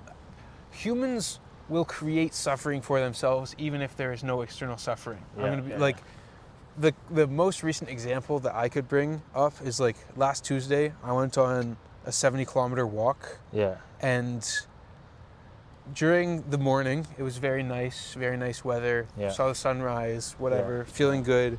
Not too much suffering there. That's a good, nice, beautiful moment. Yeah. And then we start walking. It starts raining. It starts sucking. Yeah. Your knees start hurting. Yeah. Your feet start hurting. And then when the rain starts, then it's oh, I'm cold. I'm wet. This sucks. This is suffering. Suffering, quote unquote, suffering, whatever. It's kind of sucks. Yeah, it's no good. And then the hail comes. Yeah. And the hail's hitting us in the face, and it's windy, and we're going head on into the wind, and that sucks. Yeah. And it's, this is terrible, whatever. And then get to another point where the storm kind of eases up a little bit, and now we've got some nice warm wind hitting us. It's kind of more relaxing. We're not wet anymore. It's really nice. I don't care whether that's happening. My feet and knees and hips and joints in my inner body just started hurting. That my body was literally making myself hurt. Because when I was in the external suffering, my knees and legs didn't hurt. But then when I'm not in that suffering, my knees and stuff didn't hurt. And in the beginning of the walk, my brain could have started to make stuff suffering in my head. And you kind of have to stop and appreciate the beauty, even though there is suffering and you are going to be feeling pain. That's part of life. And it's a nice part of life because through that suffering and pain, you can really enjoy and not take for granted the ability to sit here on a Monday afternoon, looking at the river, watching this frog go by in the forest on a bench. Like, this can be so much more enjoyable because I've experienced like more pain. And then I could also then compare, oh, you went on a 70-kilometer walk. There's people out in like Ukraine or Gaza or whatever getting bombed right now. Bombed. Yeah. Like, there's that type of suffering as well. And it's not really the same thing, but I feel like the people who come out of that, and if they can come out of that into a nicer world, then like they'll be able to be so much happier and grateful for what we've got right now.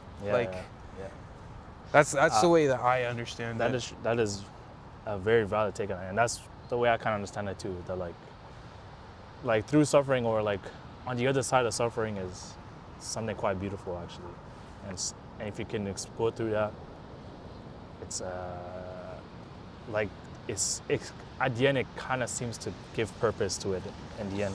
Mm-hmm. Yeah, it's like the people who have that meaning in their life are able to endure so much more. Like, exactly. For example, with the Easter story, Jesus had his faith and conviction on what he was doing, and was able to bear the biggest of crosses and take upon like he's been so good and so nice to everybody, but yet they're crucifying him, and he's able to accept that and go through that and go through that pain and suffering just because he's got that more meaningful because he knows what's on the other of it, on the other side of it. It's so much more the impact of it is so big and beautiful that it's almost 2,000 years later, there's two guys sitting on a bench talking about it, right? Exactly. I think that's many people can probably say that about their own suffering in their lives.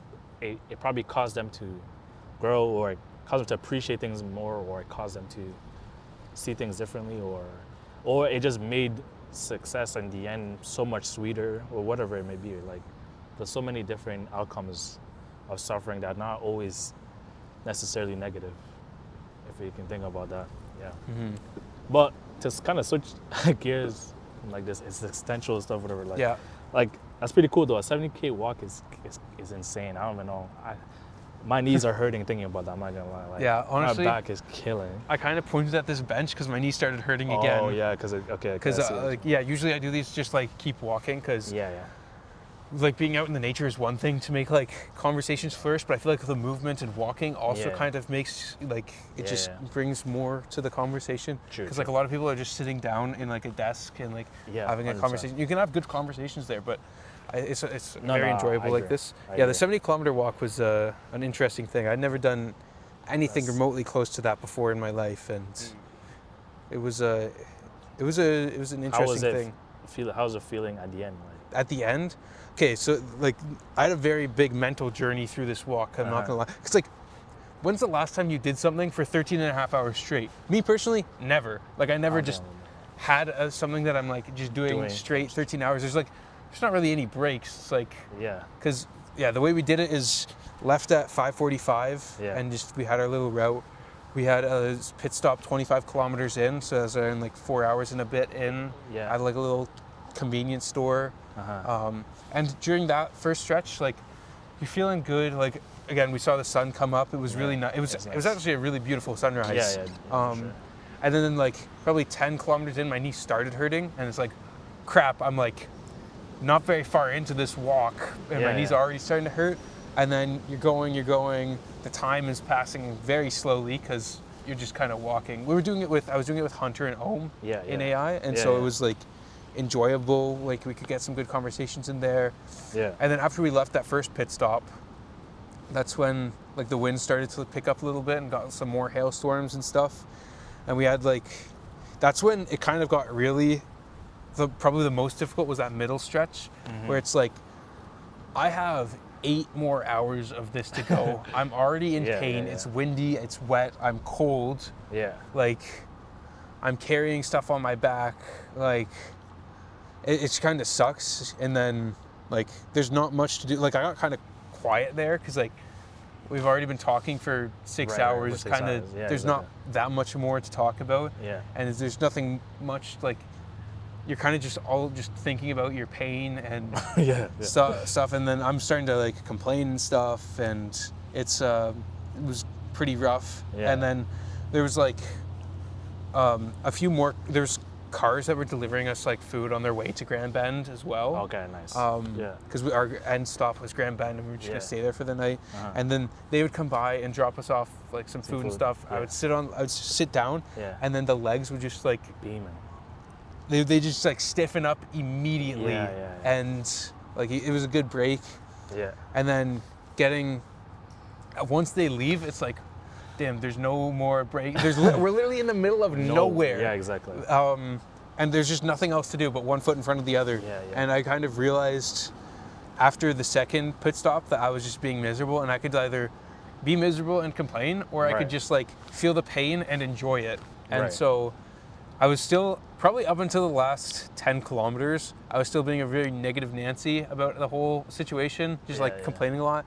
But then I started to like smile more and be like, wow, I've walked already for like 10 hours and I can be happy with this. Like, this is a big task. Like, I'm in pain, but I can keep moving. Like, what am I going to do? Stop walking? No, I'm going to get to the end. We're going to get there together. Yeah. And then at that point, the pain started to catch up with the other guys a little bit more. And then I had already been through my like mental wall that I had to push through. So I was then like able to like be encouraging to them while they were encouraging to me while I was being negative. Gotcha. And then it's like a cool experience together.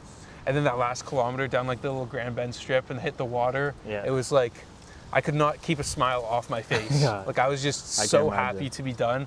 And I know that I'm gonna get to like our friend's cottage and just be able to sit down, have a warm shower. Nice. And it was like, it was a really cool experience to be able to do something for 13 hours straight. It was like a 4 or 5 day recovery where I didn't want to do anything. I'm still, I guess, recovering my knee. But 100%. yeah, it was a really enjoyable experience. Sucked in the middle, but at the end it was very much worth it. Maybe that's just me rationalizing it now, but the fact that it hurt the whole time. But there's definitely a lot to like learn about my ability to persevere, because like if I didn't have those other guys with me, I wouldn't have even started to launch on that walk, or had the motivation to keep walking when things got tough. And it's just something like can learn about, like if I really like wanted to do something, if I like had some like people with me, 100%. I could do whatever. Like it just gives you that confidence that you can get after it. I think that's like a major life lesson in general. And the only thing I think about, like, that's remotely even, I mean, it's not too close. I don't think I've done anything crazy like 70-kilometer walk. I probably ran like, the most I've ever ran was, I think, just over 25K. Okay, yeah, that's a big one. It was just pretty big, and it was kind of a similar journey. But I think at this point in time in my life, I was running a lot more than I run now. So it was just pushing myself a little bit more than I usually do. But I used to run cross country in high school, and the only I got into cross country because for one year the basketball coach said if you want to try out for basketball, you have to do a try out for cross country. So I did a try out, and then I actually did pretty well, and I was like, you know, this is pretty fun. So I was like, why not? Let me just join the team. I joined the team, and I don't know if it was in my first meet. No, it probably wasn't my first meet. I think my first meet ever, I think I was just running off the high of just being in this type of competition. I'm a super competitive guy as well. So I think my first meet, just the fact that I was competing with people that I know train hard at this, and I don't really train at this at all, I just ran off that. Just straight, just competitive drive. Just grit. Just great. But I think towards like this third, fourth, man, and it's crazy that it got harder to do. The same, well, I think in junior you do run 5K, senior you run 6K.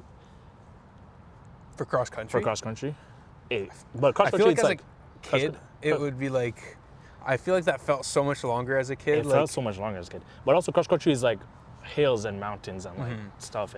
That's what makes it way more brutal than the actual running. It's like have the terrain that you're in. The worst terrain, we were literally running in mud first. Up and down the hills. It was like, it was absolutely ridiculous. People were falling right, left, and center. But I think there was one meet where I really asked myself, like, why am I doing this? Like I was hurting bad. Like I get these cramps and like here, the stitches there. The stitches there. I was like, I just wanted to quit, and I could feel my pace just slowing down significantly.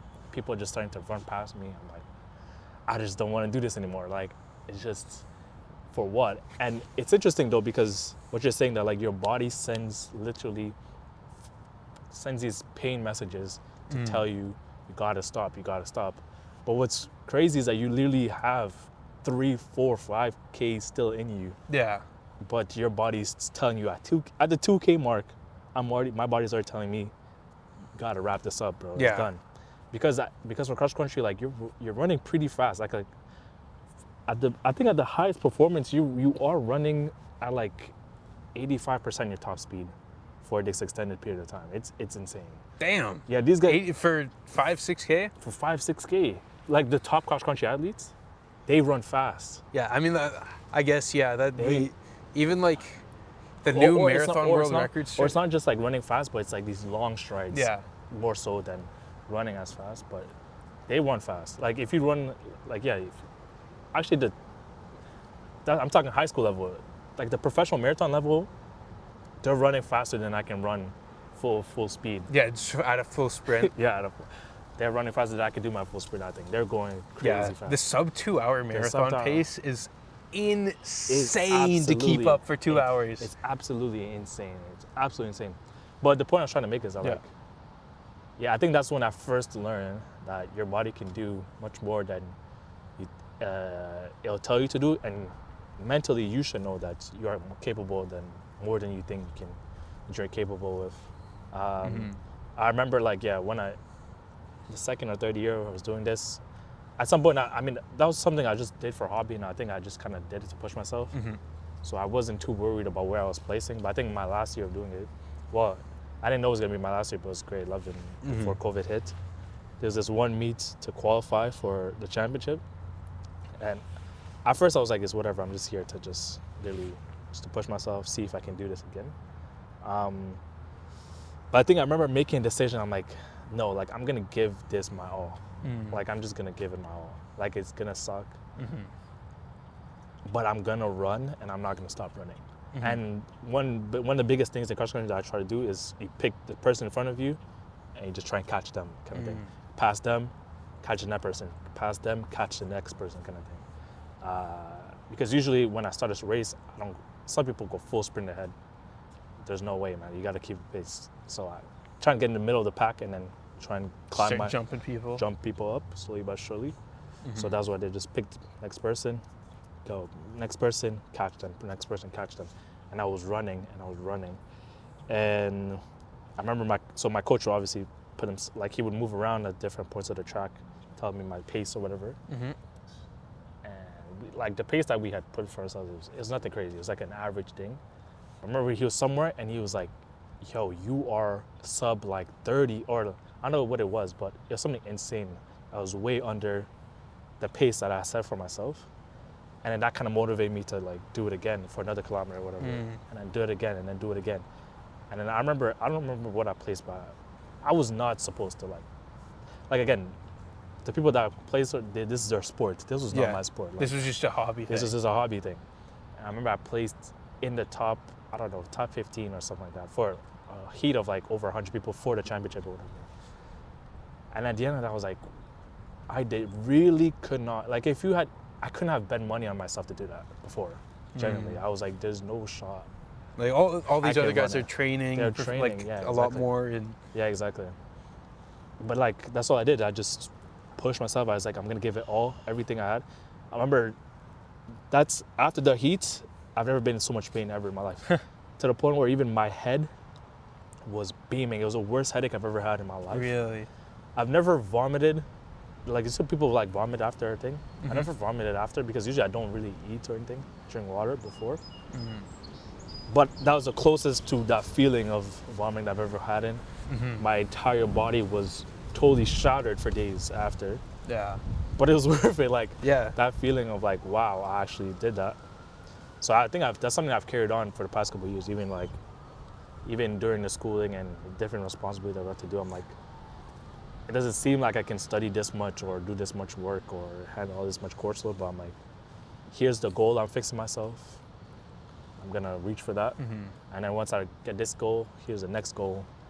reach for that, and it's like so on and so forth. proving to yourself what you're able to do. Because there's the self-doubt that comes into that's it. Yeah, exactly. my mind goes from like the pure ego of like I can make the best decisions out of anyone ever to like the pure like self, like just self-hating, like I don't even know if I can like tie my shoes. Like it's like you kind of have to remember what your capabilities are based on what you've been able to do and like what you've been able to prove to yourself in the past. Like even if you didn't think you could do it and you could give it your all, and like you can prove to yourself that even if it hurts like crazy, you can push past that. And your brain tries to trick you so often into thinking that you're done when you're not done.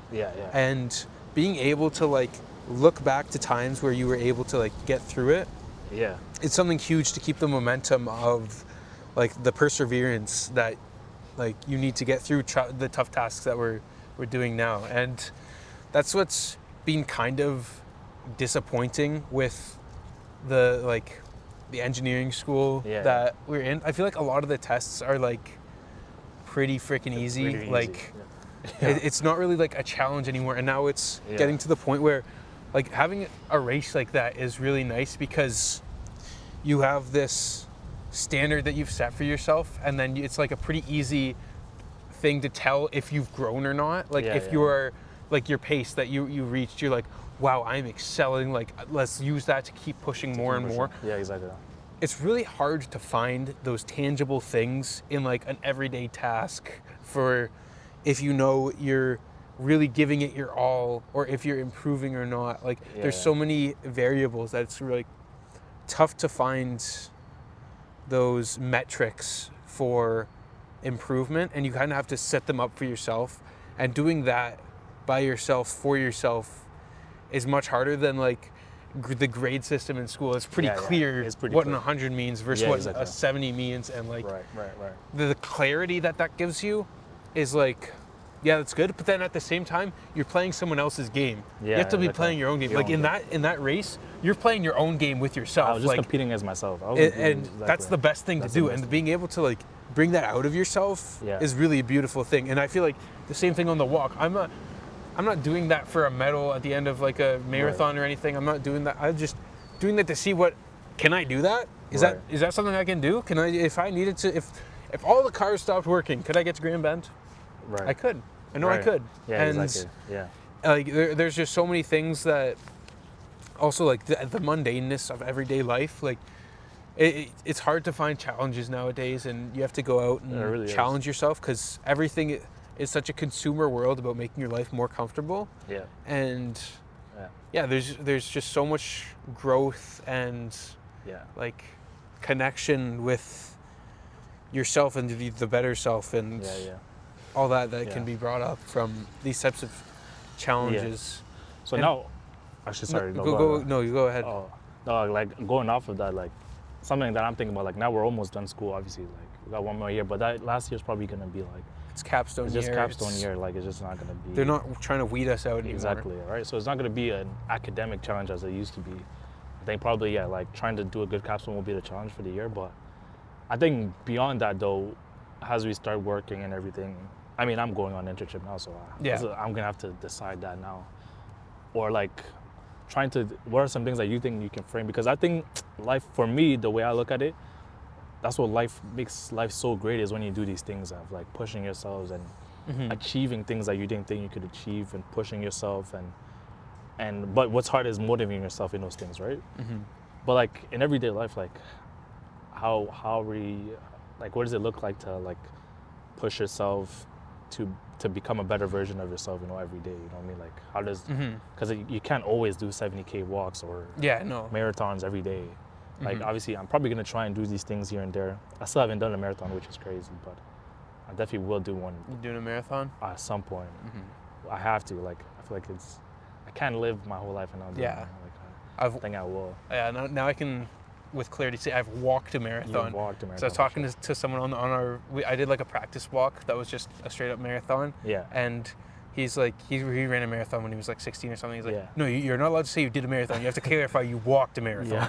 Because a marathon's all about like running doing as best as you could. Yeah, exactly. But sorry for interrupting. Keep going. No. Like that's something I'm curious about and I'm trying to figure out of like, what are some things that I can do to push myself to know that, like, you know what, I'm actually becoming a better version of myself. I guess, like, at work, you know, obviously you can, like, you know, work well and work hard, maybe get a better position and stuff, but I don't know if that's always big motivation, especially if, like, say you're doing well enough, you know, you're making decent money, you're able to cover yourself. Like, I don't know if you have really motivation to, you know what I mean, to do more. Yeah, I feel that. I definitely have fallen, like, constantly in my 2 work terms, like, fall into the trap of, oh, there's not much going on. I can kind of slack off. Like, I just, like, especially in, even in university, what university has taught me is 2 things: how to posture like I am doing work when I'm really not. And I forget the other one, but it's like the university has taught me, it's not really teaching me like how to work as hard as I possibly can. It's how to do as much as I can to like make it posture and like look like I've done a lot without like doing all that much, which I guess is efficiency, quote unquote. But I remember the other one. And teaching me how to be a parrot, where it's like they say this thing, I say the same thing, and if I can say it back to them well enough, then I get a good grade. So it's like I'm a parrot and I'm posturing, and I want to that's not a way for me to live a satisfying life. That's not, I'm not satisfied with myself if I'm like that. And one of the biggest frames, like, because I definitely was starting to go through that, like, those AI presentations we did, bro. Oh man, those were like, if someone coming by, it looks like we did so much, right? Oh, like, dude, my drone went around the concrete column, and that shit looked like we did so well. But like, really, we know.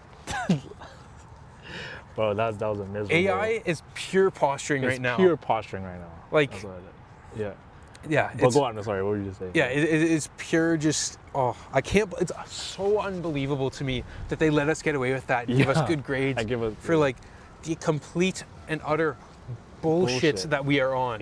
Like I don't know about you, but I'm not very happy with the way that our AI degree turned out. No. I think it would have been better off if I had literally just taken a year off and learned AI by myself, just through like projects on my own. But I went through a very, very long phase, and I'm still on that phase of just listening to a lot of like motivational self-help content, like from like the classics like Jim Rohn, Tony Robbins. Like, I don't know if you know who these people are, but one of the biggest ones I've learned from a guy named Jim Rohn, who was like a big speaker in like 70s, 80s, 90s types of stuff, for like business people, is like, it doesn't matter what you're doing in work, but like, it's all about personal development. The best way that you can help yourself and the people around you is work on yourself. It's like, it's not a sense of I help you, you help me. I'll help myself for you, and you help yourself for me. If you grew as a person and I grew as a person, I'm not going to be able to grow you. You're not going to be able to grow me. We have to grow ourselves and grow together. And like, you can do that in service of other people. And it's all like working on yourself to help out the others. It's like, that's, I feel like, the best frame to, one, take on the maximum amount of agency for yourself. So it's all on with your own responsibility of growing yourself. And 2, it's in service of other people. I'm not growing to grow myself so that I can beat someone else. I'm growing so that if I become better, that will make them better by like just being around me, and by making them better, that'll make me better. Like, it's just a loop upwards, because you can have that same downward spiral, because if I get worse and then you see me slacking off a little bit more and then you slack off a little, I'm like, oh, Dan's slacking off a little bit, then I can slack off a little bit. Like, it's the reverse of that to like try to grow upwards and like develop yourself as a person. And something that I try to bring as a frame to my work that is a very big struggle is, no matter what I'm doing, if I give it my all, and like if I'm working at a job, I want to leave that job being like, wow, he made an impact. He was like, if there's a level for what is expected, I want to exceed the expectations. I don't want to just meet them. And it's very tough to do that, because like, if there's just a certain level of expectations, you're just like hitting that mark, and then the extra effort that's required to go above and beyond is like, I could be spending that time doing something else. I could be spending that time and just enjoying myself. Like, it's the balance of living life and then growing and then trying to exceed the expectations. And I could also see myself going through a work term where I'm like, all right, I'm just gonna work at work, just do that. But then Right. I've got my side projects going on, or maybe I've got like a certain physical goal, like that 70K walk is like my goal that I'm working on outside. Yeah. It's like, yeah, there's so many different avenues of trying to challenge yourself and challenging yourself to grow outside of university. I've definitely been thinking about that a lot because Yeah. for a long time, I have been playing others' games of getting the marks Yeah. or filling in the LinkedIn page, Yeah, or that's all someone else's game. That's not my own that's game. not mine. Exactly. And so you kind of just have to play your own game and learn to try to just do your best no matter what it is you're working on. Like, it's easy to say, but Yeah. like my last 2 work terms, I hope my bosses aren't listening, but I slacked off quite a bit. Like, Yeah. it's probably not very noticeable, but like an hour here, 2 hours there, another hour here, getting off early, like not Yeah. working past, like it's, yeah, I got my job done. I was a good employee, Yeah. but I know I could have done more in my heart. Yeah. And it still kind of destroys me a little bit that Yeah. I didn't put it all out there. I didn't, like, there was stuff same. that's still on the table for me to do. No, same. Like I was working. I don't know if I told you, but like I was working part time with this physics prof doing some like machine learning for his thing. Oh man, I slacked off so much for that. Like the excuse that I had was like, I've got school, I've got like life stuff, I've got all these things. Like it's hard to put my all into this. But the thing is like there's always gonna be excuses, and that's what I feel as if Yeah. there's always gonna be an excuse not to put your best foot forward. But it really eats at me like really alive. Like how, like I did what I was done, but like bare minimum. Honestly, most of the time I was just when I could have done way more. And now I'm like, I definitely have to do a like introspection of like, okay, what was it? Like one of those things is definitely excuses, but then some of those other inhibiting factors for me personally that I start to look, I'm like, okay, well, there's probably is a certain element of like fear of failure because I'm like, well, what if I do try and like branch out and do more, but like it doesn't sum up to anything. Now I've invested a lot of time, and maybe now it's a little bit embarrassing to like have to say like, oh, I tried doing this and it didn't work, especially in like machine learning. Like you could try something and just it's not gonna work. So I didn't want to like tell my boss like, oh, I'm gonna try and do this cool machine learning feature, and then in the end I'm like, well, yeah, it actually didn't work. Or it's like terrible. So there's probably an element of like fear of failure in that. There's probably an element of like just like laziness and like, or even just taking advantage of even the system because I'm like, well, it doesn't matter if I do more or not, I'm still gonna get paid the same. Actually, the less I do, the more money I'm making, more value out of the you know what I mean? So all these different excuses, but like it's not right. It's not. So and that's not the type of employee I want to be, or the type of work I want to be, or and it's so tough because it's just so easy to do that. It's so accessible. And especially being like smart fellas as ourselves, like I don't want to say too much, but we're pretty smart. Like we know how to, we can learn systems, and the hardest part about learning a system is learning not to just take pure advantage of it, and just doing it for the sake of being better. Like even if it's something stupid, like you want to put your best foot forward, and there's always an excuse not to. And something that I really resonated with that you said was like the fear of public failure, and so you don't start it. Yeah, you don't start. The only way to guarantee failure is by not starting. But that's such a hard frame to bring to like anything that new. Like there's so many reasons not to do something, and there's so many ways you can say I'm going to do that later. And that's one of those things where I'm trying to learn how to just action out of something, but it's really friggin' hard, and the fear of I think within the last 3 days I wrote down some of my fears in my journal, like just at night. It was like, what are the fears? Like, what are my biggest fears? I'm not scared of the dark. I'm not scared of like sharks. I'm not like, what are my real fears that prevent me from living the life that fullest, I would want to the full? And it's the fear of public humiliation. Would definitely dictate my actions. Which, is it rational? Is it not rational? It's a pretty rational fear, but it's also irrational in the fact that if I don't put myself out there, I'm not going to get anywhere anyways. The fear of wasting my time on something, like the fear of, oh, there's always going to be something better going on. Like if I start committing myself to this project and then 5 months down the line, this other project could come up. What if I had started this other project earlier? Like it's the so many different things I could dip my toe into without putting my all into it.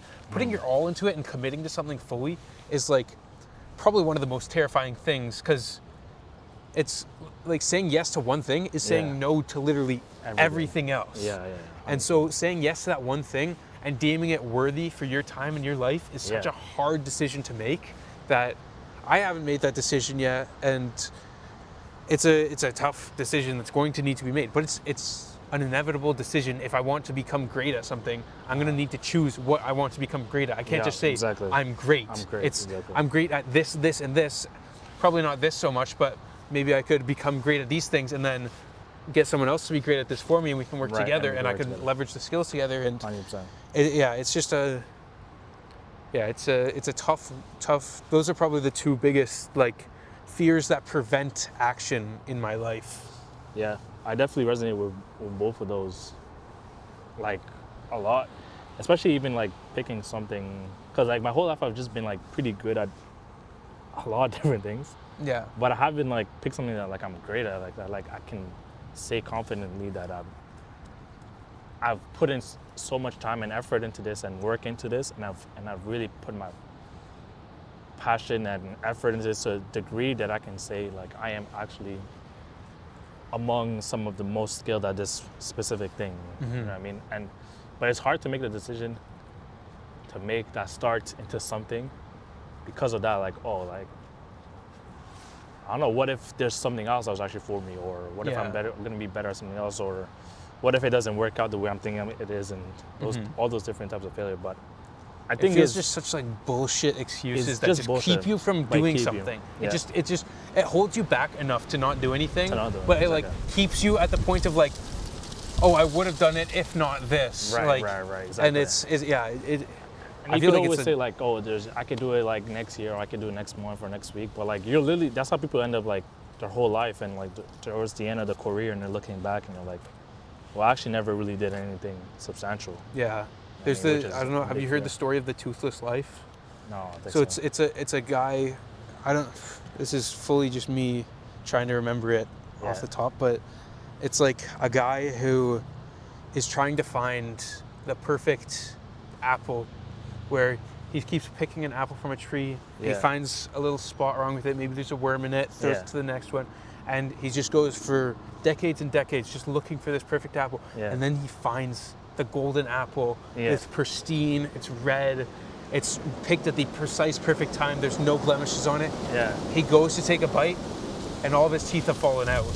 Damn. He's led a toothless life. He's never bitten into anything. He's never gotten he's never gotten those reps in. So now that he finds that perfect opportunity, his teeth are gone. It's just gums. He can't even bite into it. And he can't get anything out of it.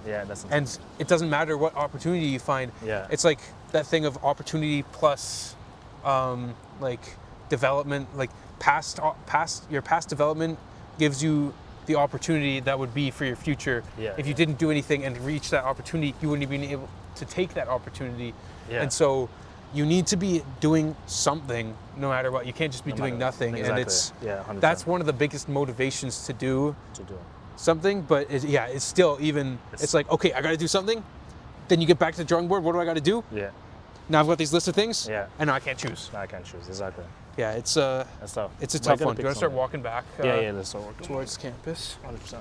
Yeah, we've been going for a while. Holy, that was good. That's been we still got a little bit more, but that's a nice bench. It's a nice bench. Spot. It's a proper spot. Yeah. I don't know if you've some people have told you, or you felt it yourself, where it's like, like we're smart individuals, and people can say, or we can say like, well, like there's actually a lot of potential in terms of what we could do, what we could get into, what we could make or discover, or whatever it is. But just that idea of, all this potential, it's like, imagine like, it's just like even in physics, just that concept of like, oh, this potential energy like, the higher an object is, the more potential energy it kind of has. But if you're to kind of like release that energy, it could like lead to, like, potentially could be transformed into, energy that can be used to drive a lot of things very well. Or it could be a lot of potential that could be used that can end up for destruction, or like or just end up negatively, or just crash and hit and fail terribly. Yeah.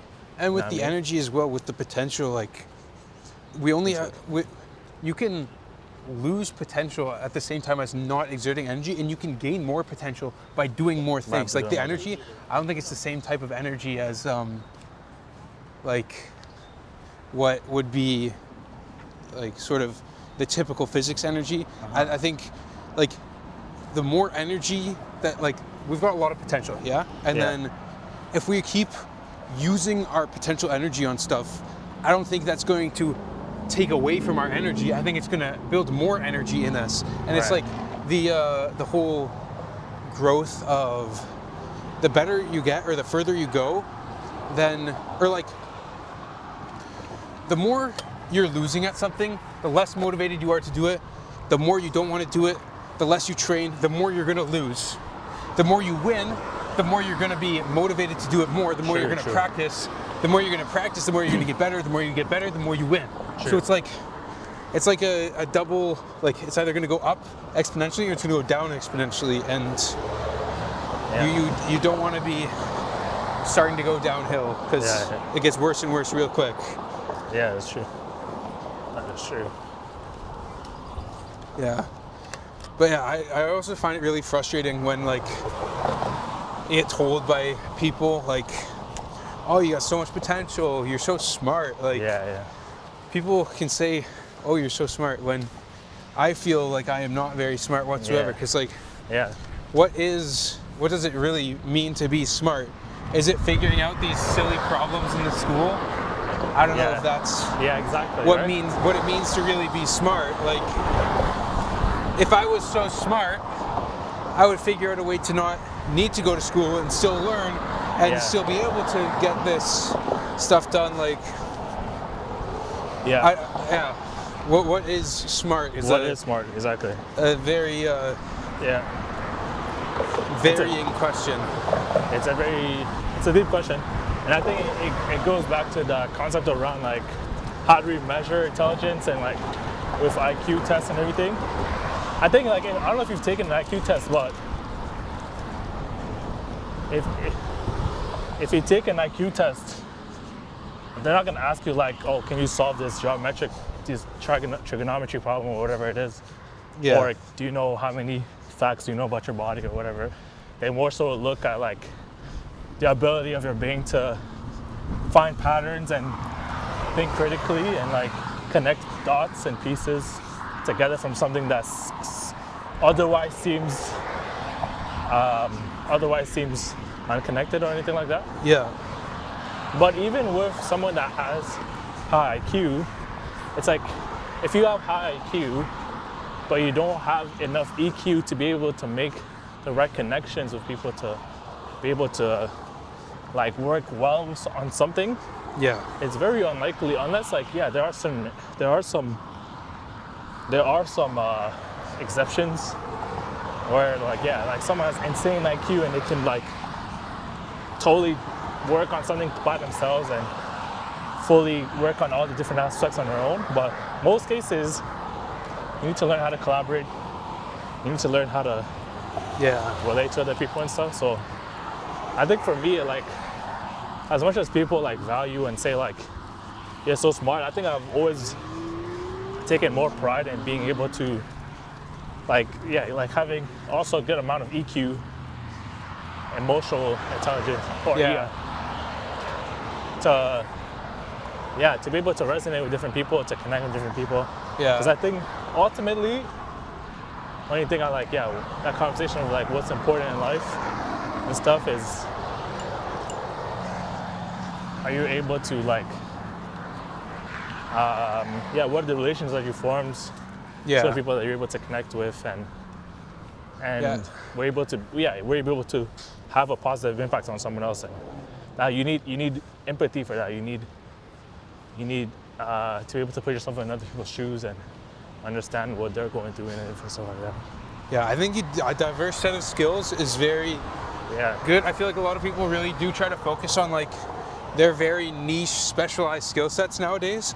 But being able to be broad and having not just the one set of skills is also, I feel like, a big advantage for like being able to be adaptable. But I think it's also interesting for people like us, where I feel like we both went through the same engineering degree so far. And so just purely based on that, we probably have similar thought patterns in what like we're generally good at. It's sort of like the whole scheme of things. We're good at the engineering-based problems. And I feel like I heard a lesson or insight that's around what people take for granted as their, like, people who are good at something generally undervalue that skill with compared to something that they're not good at. Like if we are good at math and engineering problems, we tend to undervalue that skill and would say overvalue the skill of like someone who's more articulate or a beautiful and succinct speaker. Like that's like a skill that we would say, wow, that's really cool. But then that person would be looking at us and our engineering abilities and say, wow, look at them, they're so smart, they're able to like do these engineering challenges. And like it's really difficult to gauge your own skills and your own abilities, and just because you're good at something naturally doesn't mean it's not a useful skill. Just because it's hard to develop a certain skill also doesn't mean it's a good skill. Like, I don't know how to build a bomb, but if I did know how to build a bomb, it wouldn't be very valuable to me because I don't like, I'm not going to be bombing anything. Exactly. Like, yeah, it's the value of skills, I feel like, is something that, I don't know, I tend to undervalue my engineering capabilities just because, like, it seems so easy to me, but maybe there is a real value for them. And is monetary compensation the only way for me to measure my capabilities of a skill? I don't think so, but it's probably a pretty good way to measure it. But like, I don't think anyone would or should pay me for my AI skills at the moment. But at the same time, maybe I'm just undervaluing it, because if someone gave me a task, I bet I could figure it out. You could figure it out, exactly.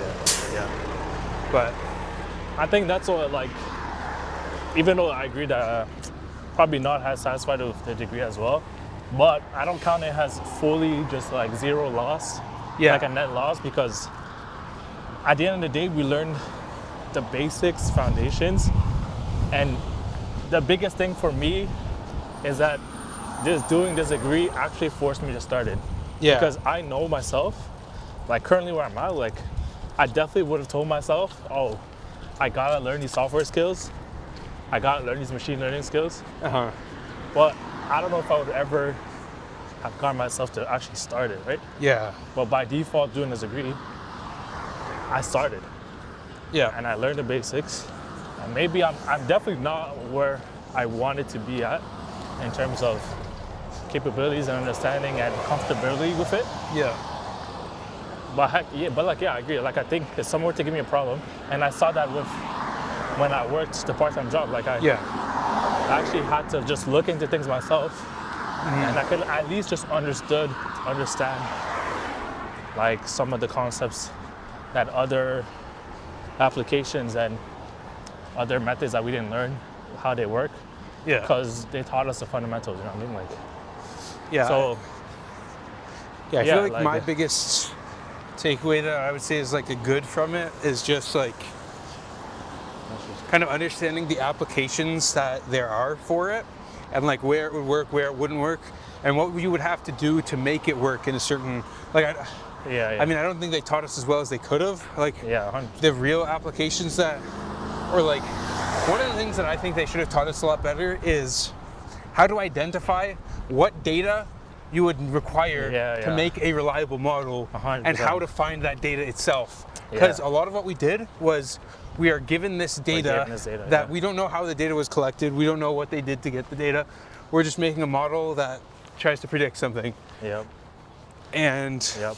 I think that definitely one of the biggest hurdles with that is actually having good data and being able to sort it correctly and do all the proper data manipulation so that it's actually you can actually like confidently say that whatever predictions the model makes is actually can be used, you know, for actual applications. Yeah. And I think that's definitely accurate. That we could have learned more about. Well, but we got some good understanding, and hopefully in a couple years, like we could, once we figure out a little bit more applications and stuff, then be on the ball of saying this would not be a reliable way of doing it. This would be a more reliable way of doing it. Exactly. And then also communicating between, like, if there is something with civil and AI, there needs to be a language, like a common language that's spoken. And I feel like a lot of civil engineers wouldn't speak the same language as software engineers. Yeah. And we could be those translators, kind of. Yeah, exactly. Even though there's probably an AI out there that would be able to do that for us, but whatever. Sure, whatever. Yeah. Where'd you park? I'm going back to Weldon. Weldon? Okay. Yeah, okay. Just go back to Weldon. Got more dynamic studying tonight? Yeah. I'll probably try and grind it out tonight. And then maybe start Geo tomorrow. Because our exams are 7, right? Yeah. Yeah. Yeah, that's why I wanted to... How do you feel? What's the preferred time for an exam? Is it the morning, afternoon, or PM? I low-key like those 2 p.m. ones. Yeah. Because I can spend my morning organizing all my thoughts. Right. Getting those final decisions done. Yeah. Of like how I'm gonna approach it, what I need to know, what I think the questions are gonna be. Like those final little organizational things I can get done in the morning. Yeah. And then I can be confident going in at 2 o'clock and then I'm done at 5. Versus tomorrow, honestly, I've committed a lot of like, I'm gonna be doing new learning tomorrow, I'm not gonna lie. Like, not really new learning, but like, I'm gonna be doing practice problems still tomorrow. Yeah, it's not gonna just be an organization day. Yeah. And so, like, it's almost a little bit too much time that I don't wanna like burn myself out of that, all that stuff, but like, yeah. And then morning ones, I like to have that little bit of time to really clarify it. Yeah. And organize like the thoughts. And in the morning, I used to get up like really early on exam days and do that. I haven't been doing that so much recently, but yeah, that's my preferred way of I think most people studying. I agree too. I think the 2 p.m. is probably optimal, but the only thing against 2 p.m.s is that if you have it in the morning, you have the rest of the day to do whatever. If you have it at night, like you have a whole day before to do whatever. Having it right in the middle kind of feels as if it takes up most of the day because you're like gonna be studying a bit of, like what you're saying, you're gonna be like organizing yourself before and then you're gonna be like recovering after. Yeah. So it kind of like, because at 10 p.m. one, you just go to bed, right? And then that's your recovery. Yeah, then tomorrow we're gonna have to, it's just gonna be bed and then get up and do stuff. But if it was at 2 p.m. then like the evening, then you move on to the next one. Yeah, I guess. That makes sense. I don't know. Yeah. What's your take? I think one take I've told people is I feel as if you've got, my take is I feel as if you've gotten over like an 85% in the course before going to the final, you should only have to do a final test on that final section that you didn't get examined on. Yeah, I feel like that's definitely reasonable. And just make the other quizzes much harder than they are. Yeah. I'm all for making stuff more challenging here because I find that a lot of this stuff is they kind of like especially in AI particularly, they kind of baby us Yeah. with how hard they challenge us and push us. Yeah. But yeah, I think that just leaving that final little bit that hasn't been, I feel like that would almost make it too easy again. I mean, if they increase the difficulty on the middle sections. Yeah, that's what I was. If they increase difficulty, or also makes it. But I just don't know, like having to study an entire course content, and you're not even gonna get graded on the final. Doesn't even cover the whole course content. Like it only covers a section of it, but you still have to study all of it. Yeah.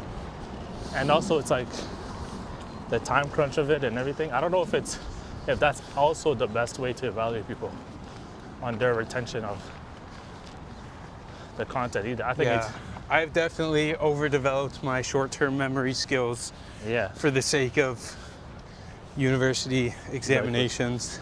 Yeah. Where it's like, oh, I'm so good at learning something for like 48 hours and then applying it for 3 hours and then forgetting it completely afterwards. Like 100%. Yeah. So that's what I'm saying. I don't know if it's optimal either. But that's what it is. I don't know how else they would really go about doing it. Like, it's tough. There's definitely, I think because there's content courses where you're learning like principles, and then there's the application courses. Yeah. Like, it's kind of hard to evaluate the concept courses where like, what really do you need to understand in order to get through something and for it to be applicable?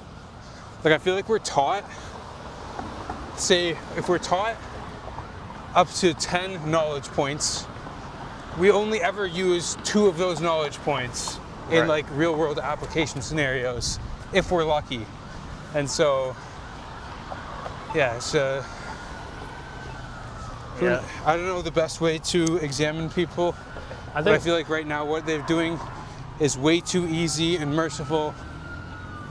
And they're just like, university is just being treated as a business, not an education center. I think that's the biggest thing. It's just a business. Because if it was really about education, class sizes would be smaller. I think we would see more like projects that you can work on with the prof. I told you, always on this street, gonna be an ambulance. It's gonna be an ambulance, always. Crazy. But yeah, like I think if it was more so about education and business, we'd see more smaller class sizes. I think we'd see more like actual projects where you can actually like dive deeper, work one-on-one with the professor, and more connection to reality. To reality, exactly. Yeah. But like obviously with these huge class sizes, they can't do these educational programs. So this is what they have to do. Yeah.